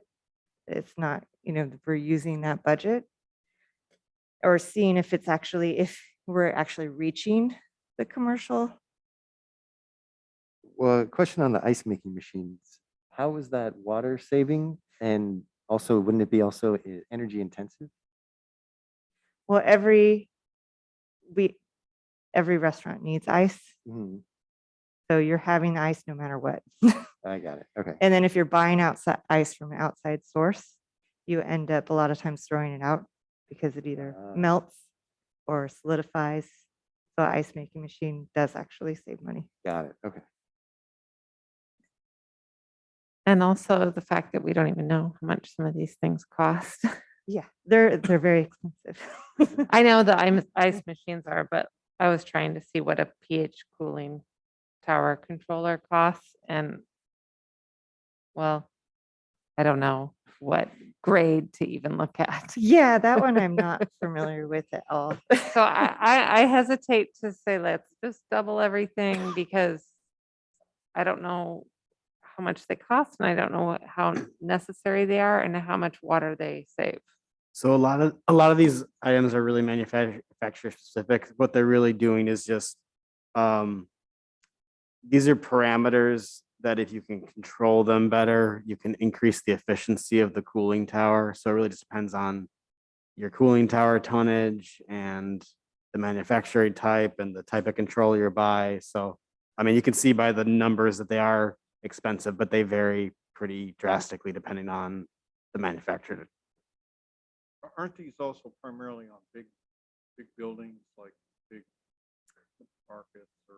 big Yeah, houses? exactly. Yeah, if you have a cooling tower versus an air conditioner, you're a larger space. Yeah, I'm sorry, Commissioner Kelly. Yeah. We don't have many of these in town, if any. No, and I imagine that it's a really niche thing for us to market this to somebody who's doing a cooling tower system. They might not even, it might be more trouble than it's worth to actually So, implement the rebate. can I suggest we leave that one out? Leave it as is then for that. And then, but the other high price item that the ice making machines, maybe we don't necessarily have to match that. But if I would say that we do add to that one. And yeah, for this. I That keep- sounds good to me. Okay, so we want to keep several of these as is, but we have a suggestion here to increase the ice making machine incentive. Do we want to go ahead and do that? I was Okay. still suggesting that we match all of the other MWD, but we leave out the pH cooling tower. I agree with that. What about the turf removal? Yeah, we match it. One by one. the same Hold as on. residential. Yeah. Let's go. Yeah. So we could go, like we could start at, since we left off at the ultra low water urinal for $300. Then that would be weather-based irrigation control to 30, the same that we had for residential, which was $250. Yeah, so we said that the weather-based irrigation controller and the soil moisture sensor, we would match whatever we have for residential. Mhm. So we'll go ahead and do that. And then we have here the central computer irrigation controller, which we don't have in residential. So do we want to increase that I say we Yeah, we let's match match it. the match? the MWD. I keep wanting to. Any swap it. objections to match? All right, moving on. We have two kinds of nozzles here. We have an in-stem flow regulator. For these items, do we want to match? Yes, I would Match. suggest we match from large rotary nozzles down. Okay, for the pH cooling tower, we said we don't want to match that one, correct? Correct. Leave as is. Leave And it. for the cooling tower conductivity controller, perhaps leave as is. Yes. Leave as is. We have a dry vacuum pump. I don't know what that is. Leave as is. Leave as is. Connectionless food steamers. Match. Do we agree to match? What, This is for the connectionless food steamers. is that just something you bring in and set it up, and pour water in it, Michelle? No. What is a connectionless That's, food steamer? I am honestly, I've never used a connectionless food steamer, but I know that the conventional, I had a regular food steamer. I'm not sure the efficiency. Do you have any information on that? But the other one did go through, wasted a lot of water. the older one that I had. What do So they cost imagine per compartment? the one I had was about 400, but that was an inefficient older one. So I don't think we're going to get a huge amount of usage for this. I would be more like, I would be hesitant if we had high efficiency water washers on this list, or, I think the only thing we're really competing with for those items would be maybe turf removal that we're really wanting to make an impact with for multi-units. So we could not match it, or we could just, add a lower amount. But I think that anything for something that we do have in our city, which are more food related, that we do incentivize.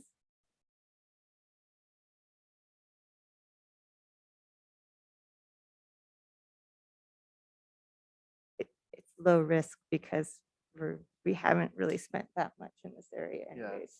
I don't see a big downside. And it's hard to tell on pricing, but they look Did you find very some? expensive. They're Yes. very, Or So are they okay? yeah.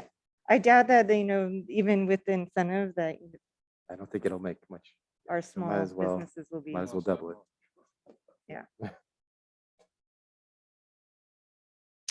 And so we are leaving as is, For which one now? the The- connectionless food steamer. I Yeah, say, think that's, no, I say we match. match it. Okay, Match let's it. Match it. Match. All right. Ice making machines, we have $1,000 rebate. Are we matching or I say match. We can match that. Yeah. I would have been we're gonna really match excited. it? I do, I just question the water efficiency of, I mean, like you said, some restaurants buy small amounts of pre-made ice and then they have to chuck it, but yeah. Okay. Match. Okay. Turf removal, Match. Let's match that. Yeah. match. So we would do a $2 match for a $4 total. Okay. Congratulations. We just got through table number 2. Woo. All right. Lastly, we have our city rebate program. Do you want to make any changes I like Bill's to idea. the, let's go one by one, the plants?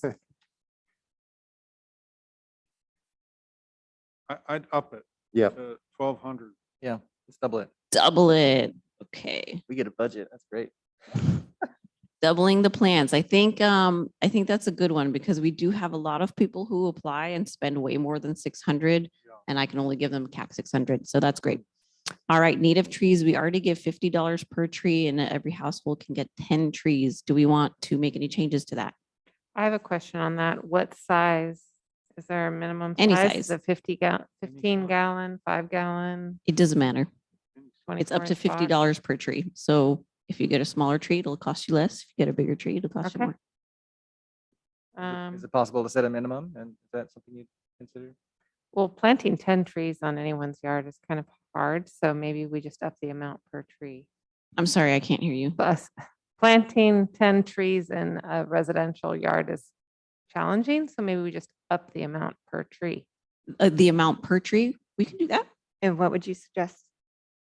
Well, a 15 gallon is around anywhere from $100 to $120, and that's sort of like the smallest people usually go. So I would say let's make it $100 a tree. Double it, $100 per tree. Um, All Can- right. Can we revisit the plants for one second? I know, I'm sorry, but it was what my question earlier of, should we break this out into, since it's handling commercial and residential, do we need to have a separate category for larger properties that would be considered for commercial, that a higher amount for a larger size property? I mean, we are kind of complicating the application process by doing that. Okay, Especially right now, we don't even have any commercial applying for this anyway. So if we can just get them to apply and then Okay. if we see that you know, it's an issue for them, like the limit, then we could revisit that next year, but let's at least get them to take advantage of the incentive. Okay. All right, drip irrigation conversion, we have at 150. Are we 300? gonna double it? Double Double it, Is that 300. what does the conversion usually cost? a lot more. More than that. Should we, well then. But would it make depends sense on to- the size of the space and if you're doing it yourself or you're hiring a contractor. So Yeah. I would just say, let's Yeah. just double it for now. And Usually with the Okay. applications we get, they all reach the max and go over. So usually 150 is the rebate I'm paying out. Well, I'm just thinking because we're talking about, turf removal is number one, and then we want to replace that with native trees and plants, and with that is drip irrigation. And if that costs a lot more, more than we're almost purchasing the trees for them based on what you were saying. well, I mean, they can pay So- for some of it too. No, true, So but you wanted to go big and now you're saying we're doing too much? No, No, I want- he wants to go like 500. Yeah, well, depending on what a drip irrigation conversion costs, it would make sense to try and to incentivize people to get rid of their lawns, put in drought tolerant and drip irrigation, right? Yeah. And if 150 doesn't really cover much of the total cost, maybe we should go more than double. But I don't know what it costs. So we were, It depends on the space. Yeah. I mean, if you're doing a small front yard, maybe you could buy all the equipment and do it yourself, and only pay $300. But if you're going, front and backyard and hiring a contractor, then it's going to be a lot more than that. Now, Right. Mm, Tens of thousands. mm. I mean, I understand your point where you're coming from, and I know we want to, this category is a little bit more far reaching because this is where we would have to also add the washer for commercial too. But again, I think we go big and give, this is a chance for the money to go back to the people to better the environment. And it will create a buzz if we go to something more like 500 for the drip. And again, it's not something that we're just giving away a free check for it. They have to show the receipts. They have to show that they've spent for it. So that's just where I'm leaning to. The only caution I would say is if somebody has like a tiny strip in front of a porch, and they're converting it to drip. Do you still give them, I guess they have to show receipts for everything, to- right? Yeah, it's up to 500. So- Up to 500. Yeah. Okay. I mean, 500 could be a lot if they're just putting a container garden on drip. But then that's huge motivation, right? Yeah. Because then they're looking at their property and they're saying, I only have this little patch. I think I'll be able to do this completely for free. Okay. and just FYI, the rebate covers just parts. It does not cover labor, tax, anything like that. So it's just for parts. I would actually say that 300 is pretty good amount for That's a just lot. parts for drip irrigation. It's pretty Yeah, maybe inexpensive doubling, stuff. But it's doubling might up be to, sufficient in that sense. up to you if you guys want to go up to 500. You see the applicant. So if you think 300 is fine, I'm okay with 300. Then I'm okay with it too. I'm sorry, I didn't hear. I the- Yeah, we're $3. 300 is on good. 300, okay. All right. All right, and last we have the rotating sprinkler nozzles, so 10 to 29 nozzles, $2 per nozzle. It sounded like we weren't sure that people were needed that many. However, I'm afraid that if we're reducing the number of nozzles, like if we're allowing for 5 nozzles, who's gonna go through the application process for $10? So anyway, what do you think? It seems like it's a lot of work for a very small reward. So I don't even know if it's worth having on there. We can certainly remove it completely.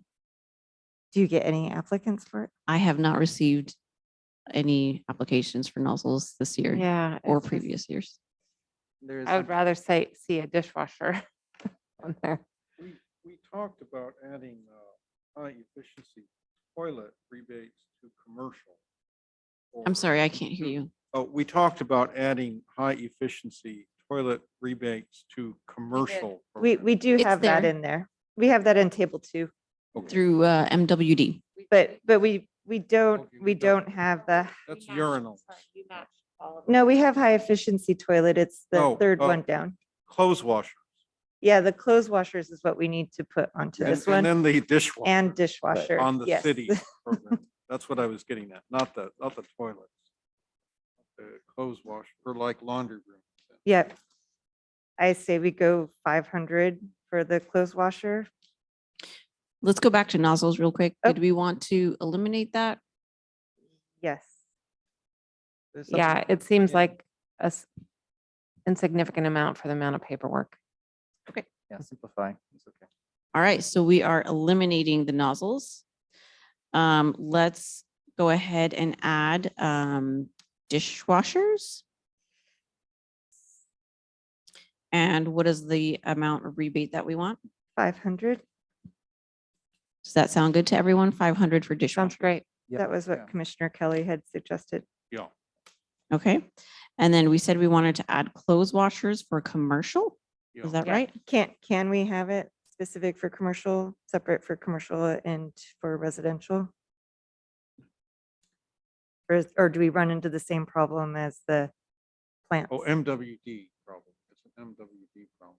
No, this was For the water efficient plants. I was wondering if we separate it for size for, to consider for commercial, but This, can um, we do commercial as one rebate amount and residential as another?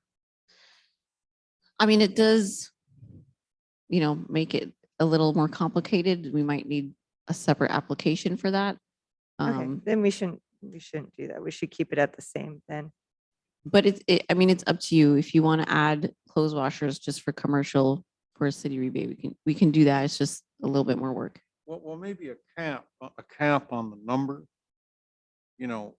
So that if someone has well, I don't know, like, what about the laundromats? They've got 20 machines. And I think that's the reason why MWD doesn't have it. Are for we gonna give commercial. them, Right.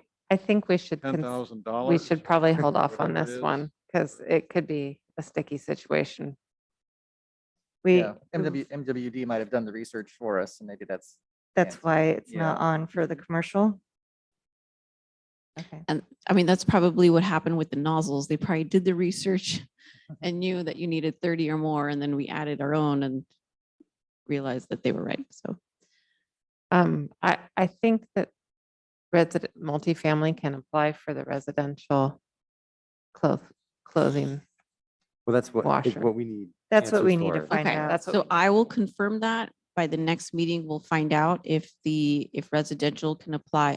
If multifamily could apply for clothes washers. And then if we see that they can't, then maybe we can revisit it at that time. That sounds good. Meanwhile, we can add the dishwasher.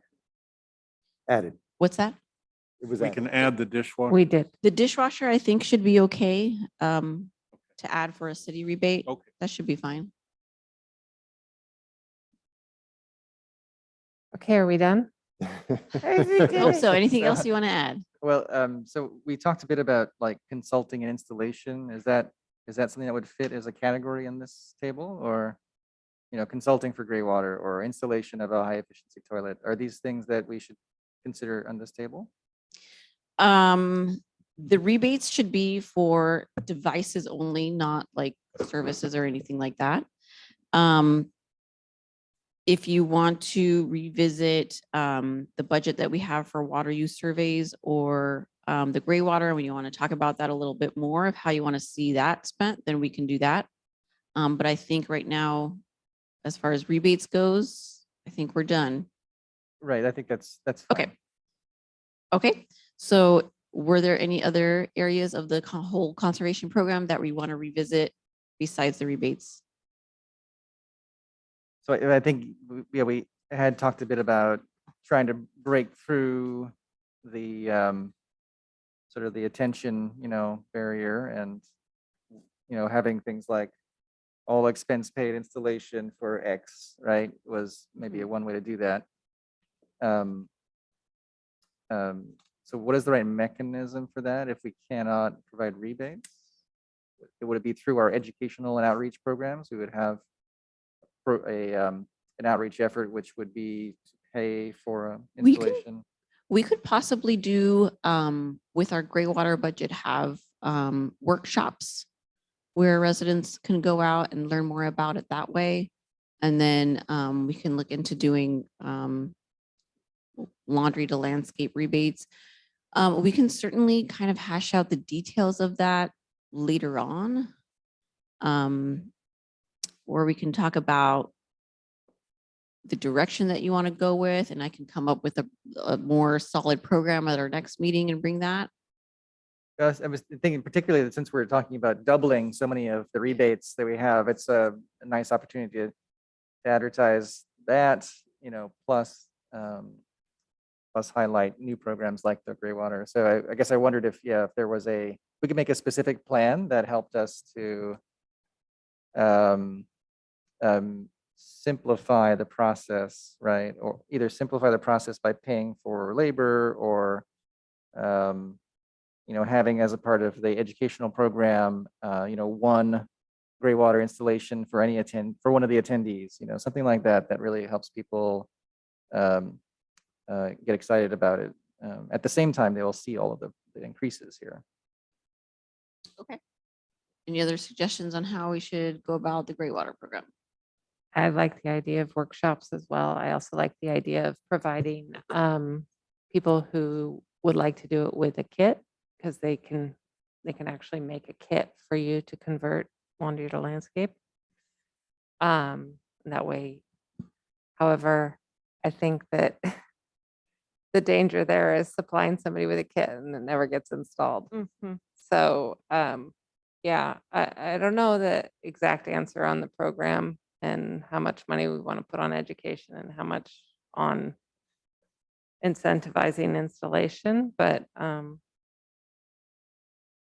yeah, I think we need to probably put Okay. some more time and energy into that and talk to Pasadena and and maybe the Upper San Sure. Gabriel Valley Water District and see what other jurisdictions have done.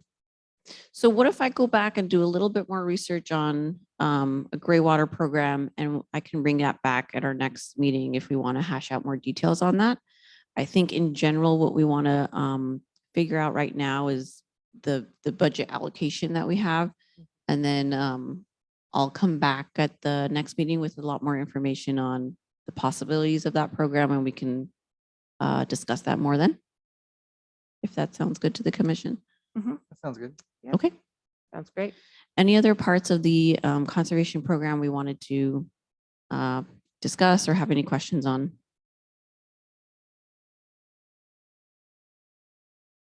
Well, I think promotion of the incentives and of the need to conserve is important increasingly. Mhm. And so, I think it would be helpful when this is presented to the city council, I Mhm. assume it will be, that there be some sort of a promotional plan, quarterly Like an outreach promotions or, plan? with mailers or, whatever it is, Mm-hmm. banners in the beginning of the summer, all of those things. Just some sort of plan, 1, 2, 3, 4, we're going to do this at approximately these times. Sure. So you can, follow that and everyone can follow it. Sounds good. Yeah. Banners across the street, those ones, or the signage for amount of water use. Mhm. Some of the ideas that were talked about earlier.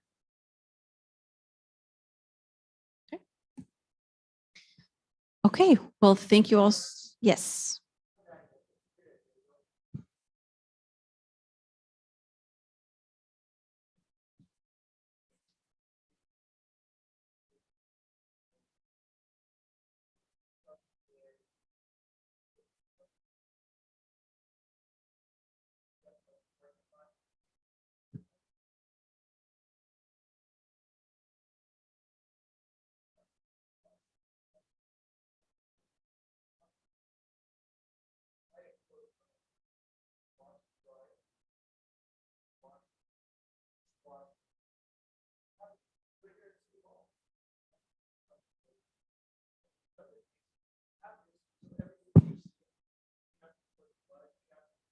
Yeah.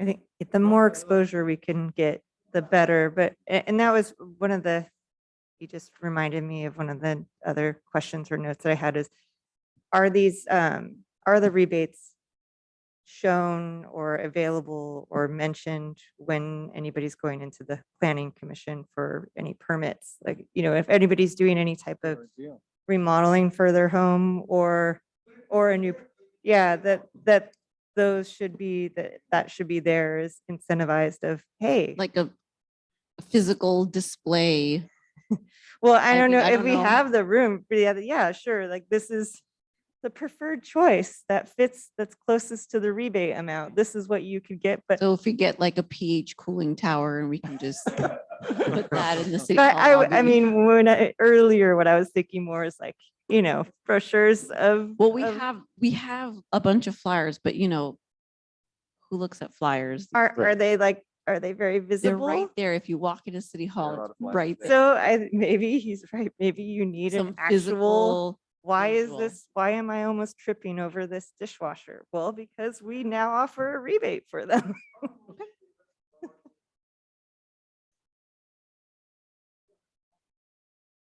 Nice.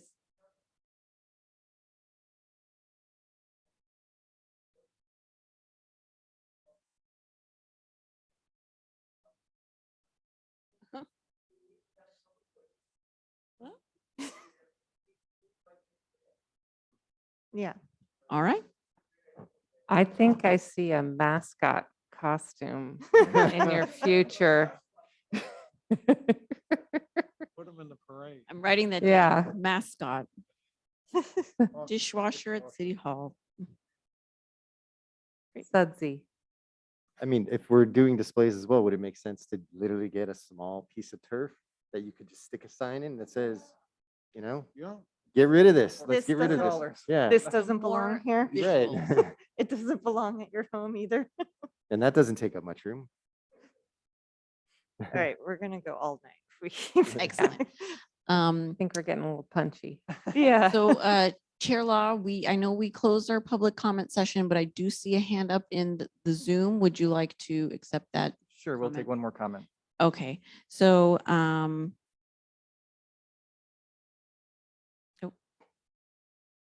okay, Mike G, I do see your hand is up and you can go ahead and make your comment. Okay, thank you very much. Yeah, actually I had, so one of the comments is, yes, I definitely agree with education and promotion because, I mean, monetary incentives are good, but I think education and promotion are just as good or better than monetary. And the reason why I bring that up is I think we need to be cautious with the turf removal and drip irrigation without some checks and balances. I have already observed one property in my neighborhood that converted part of their lawn to the to drought tolerant, but they still water 5 times a week. And the Holy Family Church property on Oak and Ramona, that beautiful Craftsman, they put this wonderful brand new lawn with drip irrigation 5 times a week. They water, it overflows.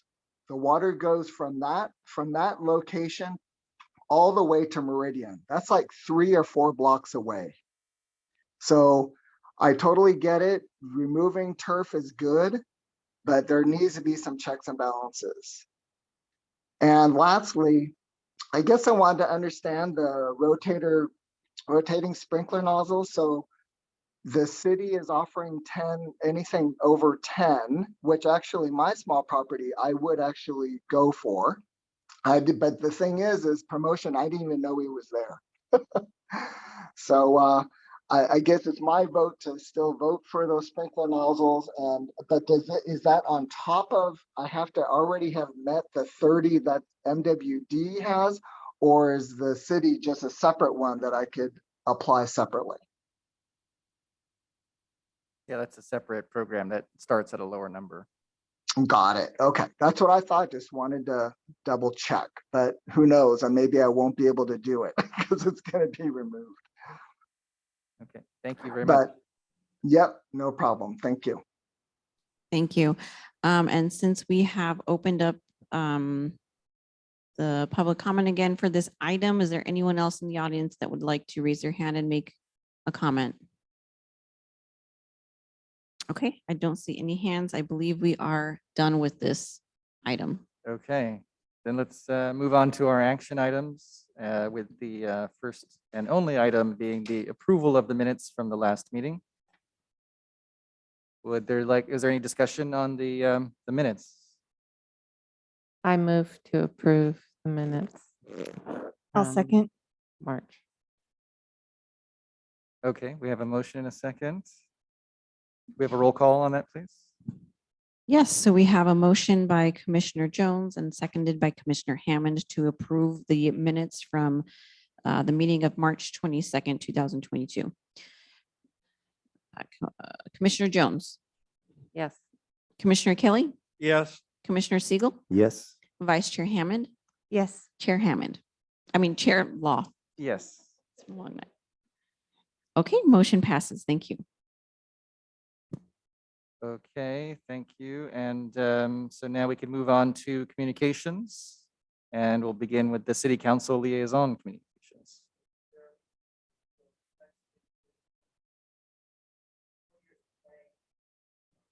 Groundbreaking last weekend of the largest wildlife crossing in the world, over 101 by Liberty Canyon off ramp right there. So I've been your representative on the Santa Monica Mountains Conservancy for the past 21 years. I've been honored to be at those meetings where we voted money to acquire the property around those off ramps. Ultimately, based on studies done by our staff and National Park biologists, to a long-term view of this day happening as it did Saturday, to groundbreak on the widest, longest, 200 feet, 165 wide wildlife crossing for our cougars and all of our animals. So that was an exciting day. There was many meetings over the last couple of weeks, but I'll just talk just to several that were involving natural resource issues. I want to thank Ted, who's been working on a great couple of projects for the city on our transition to electrification of our police, fire departments, and some of our other departments at City Hall. Working with Edison, I'd sent an email over almost nearly a year ago. Ted's jumped on it and moving very close to a resolution, hopefully in a week or so with Edison. And also he's brought in Clean Power Alliance. He's working on something. We may be taking some of that money for water with a great, another category in the program. We're going to apply for a grant. I want to thank Bill Kelly for a great outline of a grant proposal to the Mobile Source Air Pollution Reduction Committee.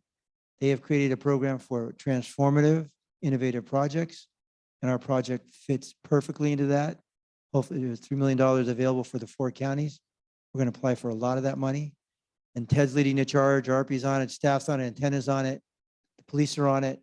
So he's doing the infrastructure for the EVSE electric vehicle supply equipment. And a lot of great stuff going on. Ted can sometime talk about that. We've had many meetings over the last 9 months on that, and it's coming closer and closer. So within the next month or two, the electrification, which you've approved many months ago, police have approved, we're only holding back bringing it to the council because we've got to know when Edison's going to allow us to put in this electrification program, which are going to pay 90% of the cost. We'll just pay for the chargers, et cetera. So once they tell us that, then we can say, okay, the council approves it, which you've recommended, we can go out and ask for the vehicles. But until we get from Edison, we can't do that. Leaf blowers, Dan was out there. Thanks, RP, for putting that together. We got to get better notice out. Dan was out last Thursday doing more demonstrations for electric leaf blowers. I've been in communication with CARB. I actually called CARB up after testimony January and February. The $30 million that was allocated last year by Assembly Bill by Berman, I think it was 1346 or 86, where they passed, and also the Senate supported. They got a Senate bill, $30 million for all types of electric lawn equipment. But CARB is trying to do rulemaking, and it's been a long time. And when I testified January and February, they said it would be done by summer.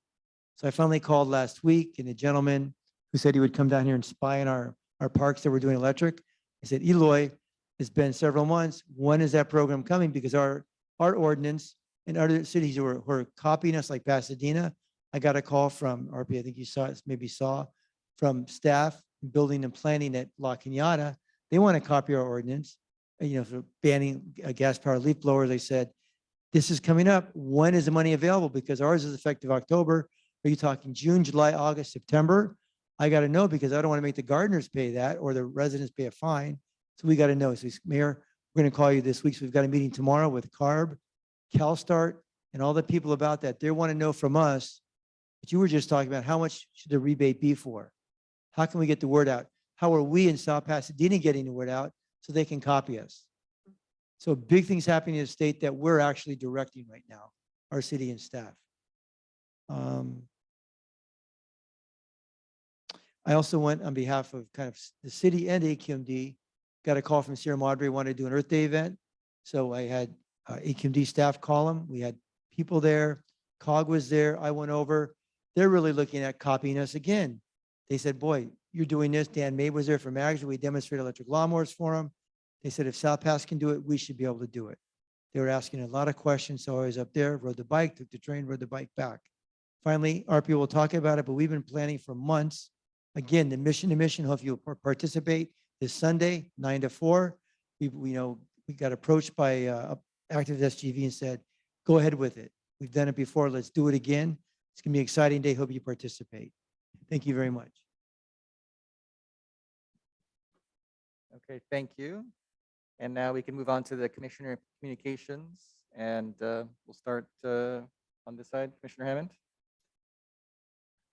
I don't have any communications from my end. I have a question. If anything has come up, I noticed noticed in the paper about the snake trail, and had some other children from the class that wrote the letters with Ms. Hull about the access. I'm not sure if you're familiar, RP, the access trail off of Roland that snakes up to Monterey Hills.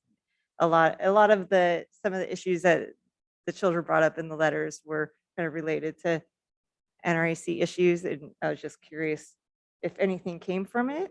Yeah, I saw the move. Sure. So thank you for the question. I think the issue was raised about the condition of the trail. So for those of you listening, we're talking about a small city property that's on a hill that has basically a winding, somewhat paved trail with some railings to basically cut through the Southwest Hills.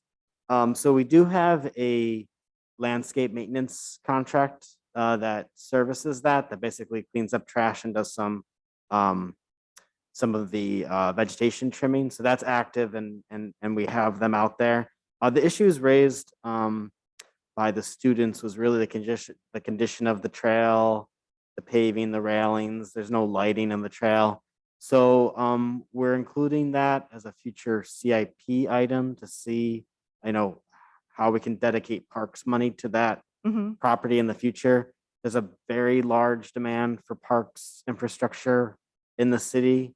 And so that's basically being added to the list to see how city council wants to prioritize that in the future. Okay. I mean, I think it's a great thing to make some improvements on if it helps to encourage more kids to walk to school instead of drive. That definitely relates to our purpose here as well. But I know some of the issues that they raised, we already have in place, like trash collection and so forth. But taking that trail for many years myself with my kid through up to MHS, it seems like the landscaping or the leaf collection for the path could be a little bit more frequent, at least in the interim, because it's a slip hazard once it does get covered with the leaves. Thank you. That's all. Thank you.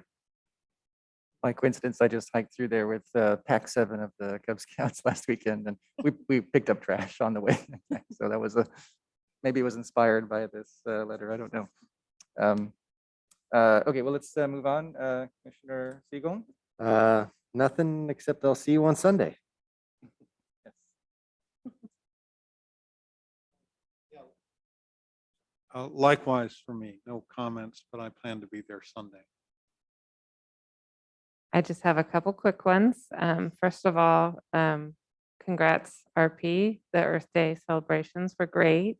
Good job promoting those. And I was at the cleanup at the nature park, which was successful. We did a lot of weeding. I worked at the library with Commissioner Law and Commissioner Siegel, handing out promotional materials on our rebate programs. And and Earth Day activities, and we saw a lot of people. And the garden tour, especially the Graywater component, I think was a big success because a lot of people were very curious about it. But I wanted to say hats off to Arpy because she put it together rather quickly, and I think we got word out to a lot of people. And then my only other question / comment is about our city's tree management plan. I've noticed a lot of trees going in Parkway at different parkways around town.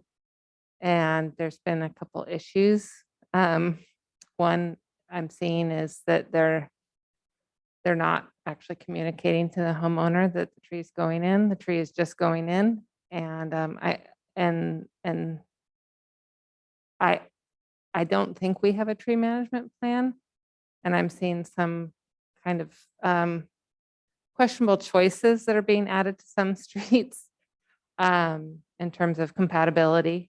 So I just was curious to know, is there some sort of donation that just happened and we're trying to use up all the trees, or is this part of the plan? I know that as a commission, we wanted to, that this was in our sort of future planning, is getting this tree management plan rolling. So Sure.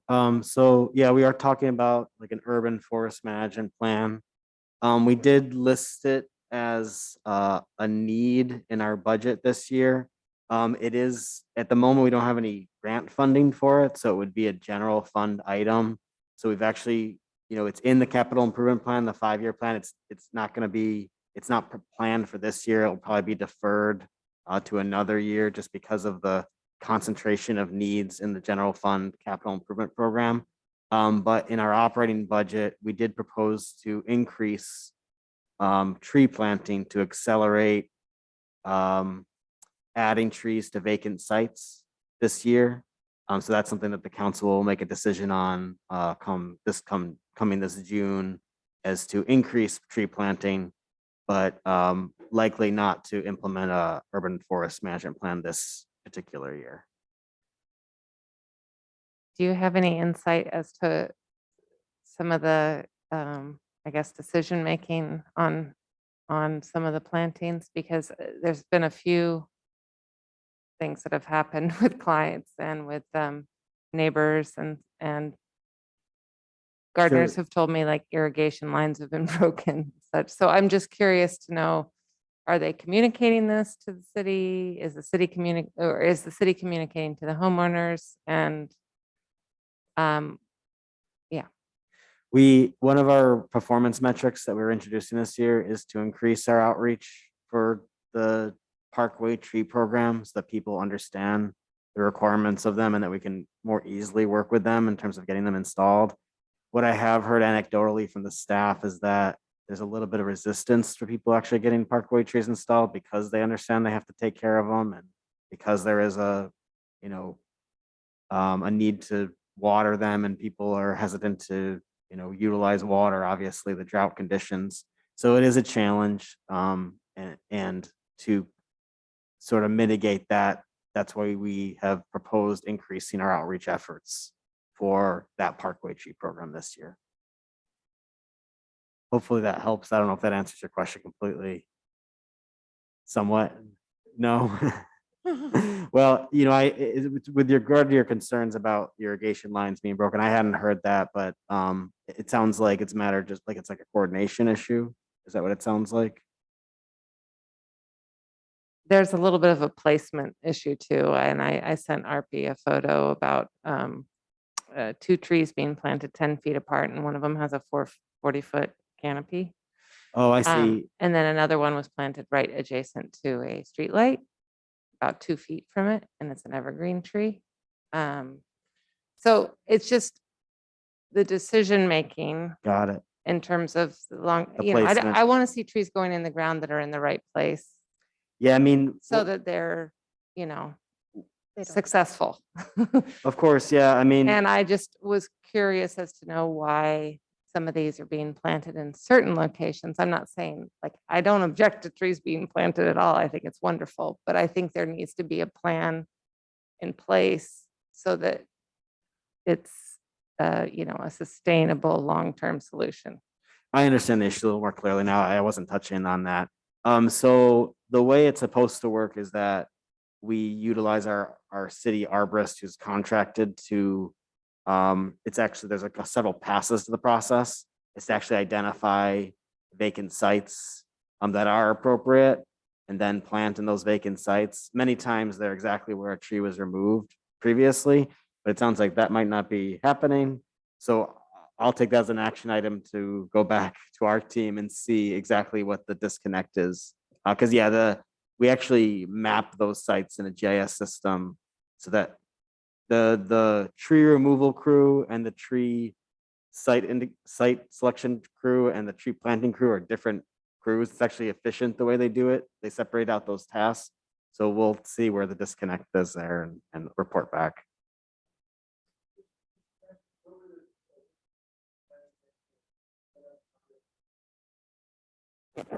Well, there's a couple of different sites. There's one was planted on the corner of Marengo and Laurel, and it's all jacarandas along there, and it was a evergreen flowering pear planted right next to a street light, right on the corner. Laurel. And then the other was on Fletcher below Huntington. A pepper tree and a California redbud were planted 10 feet apart from each other. 2 new trees. And then the camphor tree on Milan that broke the irrigation line, that was planned because that's what grows along Milan. But the others were just kind of random selections put on streets. And so that's why I'm saying, like, do we have a plan that outlines, okay, we're going to turn over the trees on this street from Magnolia to such and such because they're more drought tolerant, instead of just, planting different trees from what's there. Is there a reason behind it? Or, that's- Sure, it's not as there's not a citywide comprehensive plan, but there is supposed to be an operational order to how it's done. So we can take a look at that and come back. Sorry, I didn't intend for my comments to take up so much time. I just wanted to put it out there, and I was going to email you separately later. No problem, it's fine. I do have a follow-up question of what you had said about when you get pushback from a resident about putting a tree in, what ends up happening? Do they not put the tree in or are they still putting it in place? It's something I just actually recently heard about this week, because we were talking about budgeting, accelerating tree planting, and then I heard about that. So I'm actually not sure how it's resolved. But again, we should have some sort of practice that we consistently do in that circumstance. So I'll also report back on that. Okay, thank you. I'm not going to elaborate. Okay, thank you. And so for my comments, this is my first term, first session as a chair, and I acknowledge past Chair Jones for leading us for last year. Thank you. And just briefly comment on one thing that I'd like to think about in the next year, which I'm hoping to reach out to fellow commissioners on, which is trying to think about how this commission works with other commissions. And so, we are an advisory body to the council, which is the nature of how we're here. But I do feel like, especially with the passing and the adoption of the Climate Action Plan and the Green Action Plan, that there are a number of issues that are important to us that are touching on aspects, decisions that are made by other commissions.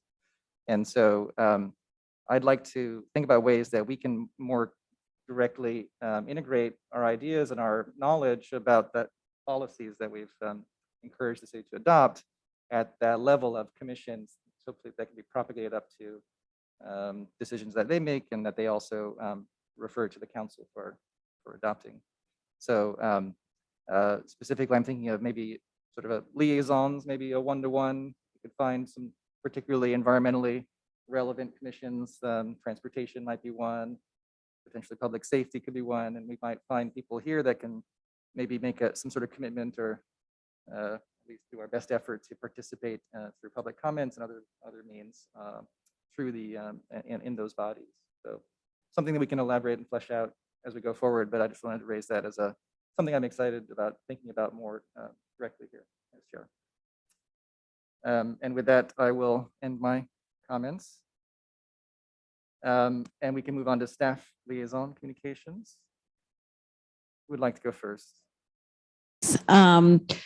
So the only comments that I have was just to recap on all of our Earth Day activities. We had a very successful compost and mulch giveaway day. We had, I believe, 20 tons of compost delivered, and it was all gone by noon. So thank you to everyone who went out. Thank you for everyone who promoted that event. It was very successful. I want to shout out to all of the commissioners who came out to the library to help spread awareness and pass out flyers, and who came out to our Graywater garden tour, which was such a great event. I learned so much. It was such a joy to go around and actually see these gardens. So thank you all so much for your participation. And yeah, so I will pass it on to Mr. Gerber. Thank you, RP. Just a couple of comments tonight. So tomorrow we're holding a special council meeting to focus on the state of water. So I know tonight we talked about residential and commercial water conservation program. Tonight we'll focus on more of an institutional look at water supply, water conservation. We'll have the main St. Gabriel water master who will be attendance. Will give a short presentation. There's some recent news announcements from Metropolitan today about water conservation. The state has a initiative that they're undertaking as well. We'll also discuss our One Water master plan tomorrow and get comments from the council on that, which is a evaluation of water, stormwater, and sewer assets and other elements of that. And we'll also talk about our capital improvement program. We'll have our consultant team from Corolla Engineers to talk about the plan tomorrow night. So this should be a very interesting discussion. As the mayor touched on, we are continuing to implement some EV charging infrastructure and solar installation.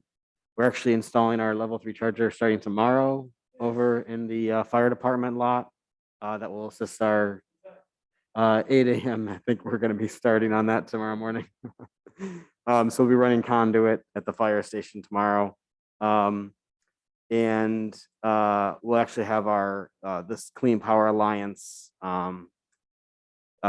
contractor out next week to start to take a look at our electrical systems at City Hall to begin the engineering analysis of a future solar system at City Hall through the Clean Power Alliance Power Ready program. And as the mayor also mentioned, we're working with Edison on our Charge Ready program to implement level 2s in the parking lot.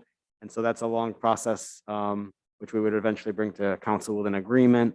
Right now, we're discussing the extent of chargers in the lot, somewhere between 20 something and 34 chargers in the City Hall, city staff, police and fire lots to support a hopeful transition to an electric fleet for the police and fire administrative vehicles.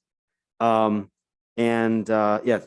Cacciati and Commissioner Kelly have been, provide some significant help in that effort because we are working to apply to a mobile source reduction committee grant that incorporates all of these elements at City Hall. Solar, battery backup, electrical vehicle charging structure, and we actually added in a stormwater reuse element to that also through a grant that we're working on with Metropolitan Water District to capture up to an acre of urban runoff in the area around City Hall and perhaps repurpose that for irrigation. So we're hoping to have, as the mayor had mentioned, a transformative, repeatable, reproducible project that focuses on city center sustainability that perhaps can be a model for other cities in the state and region.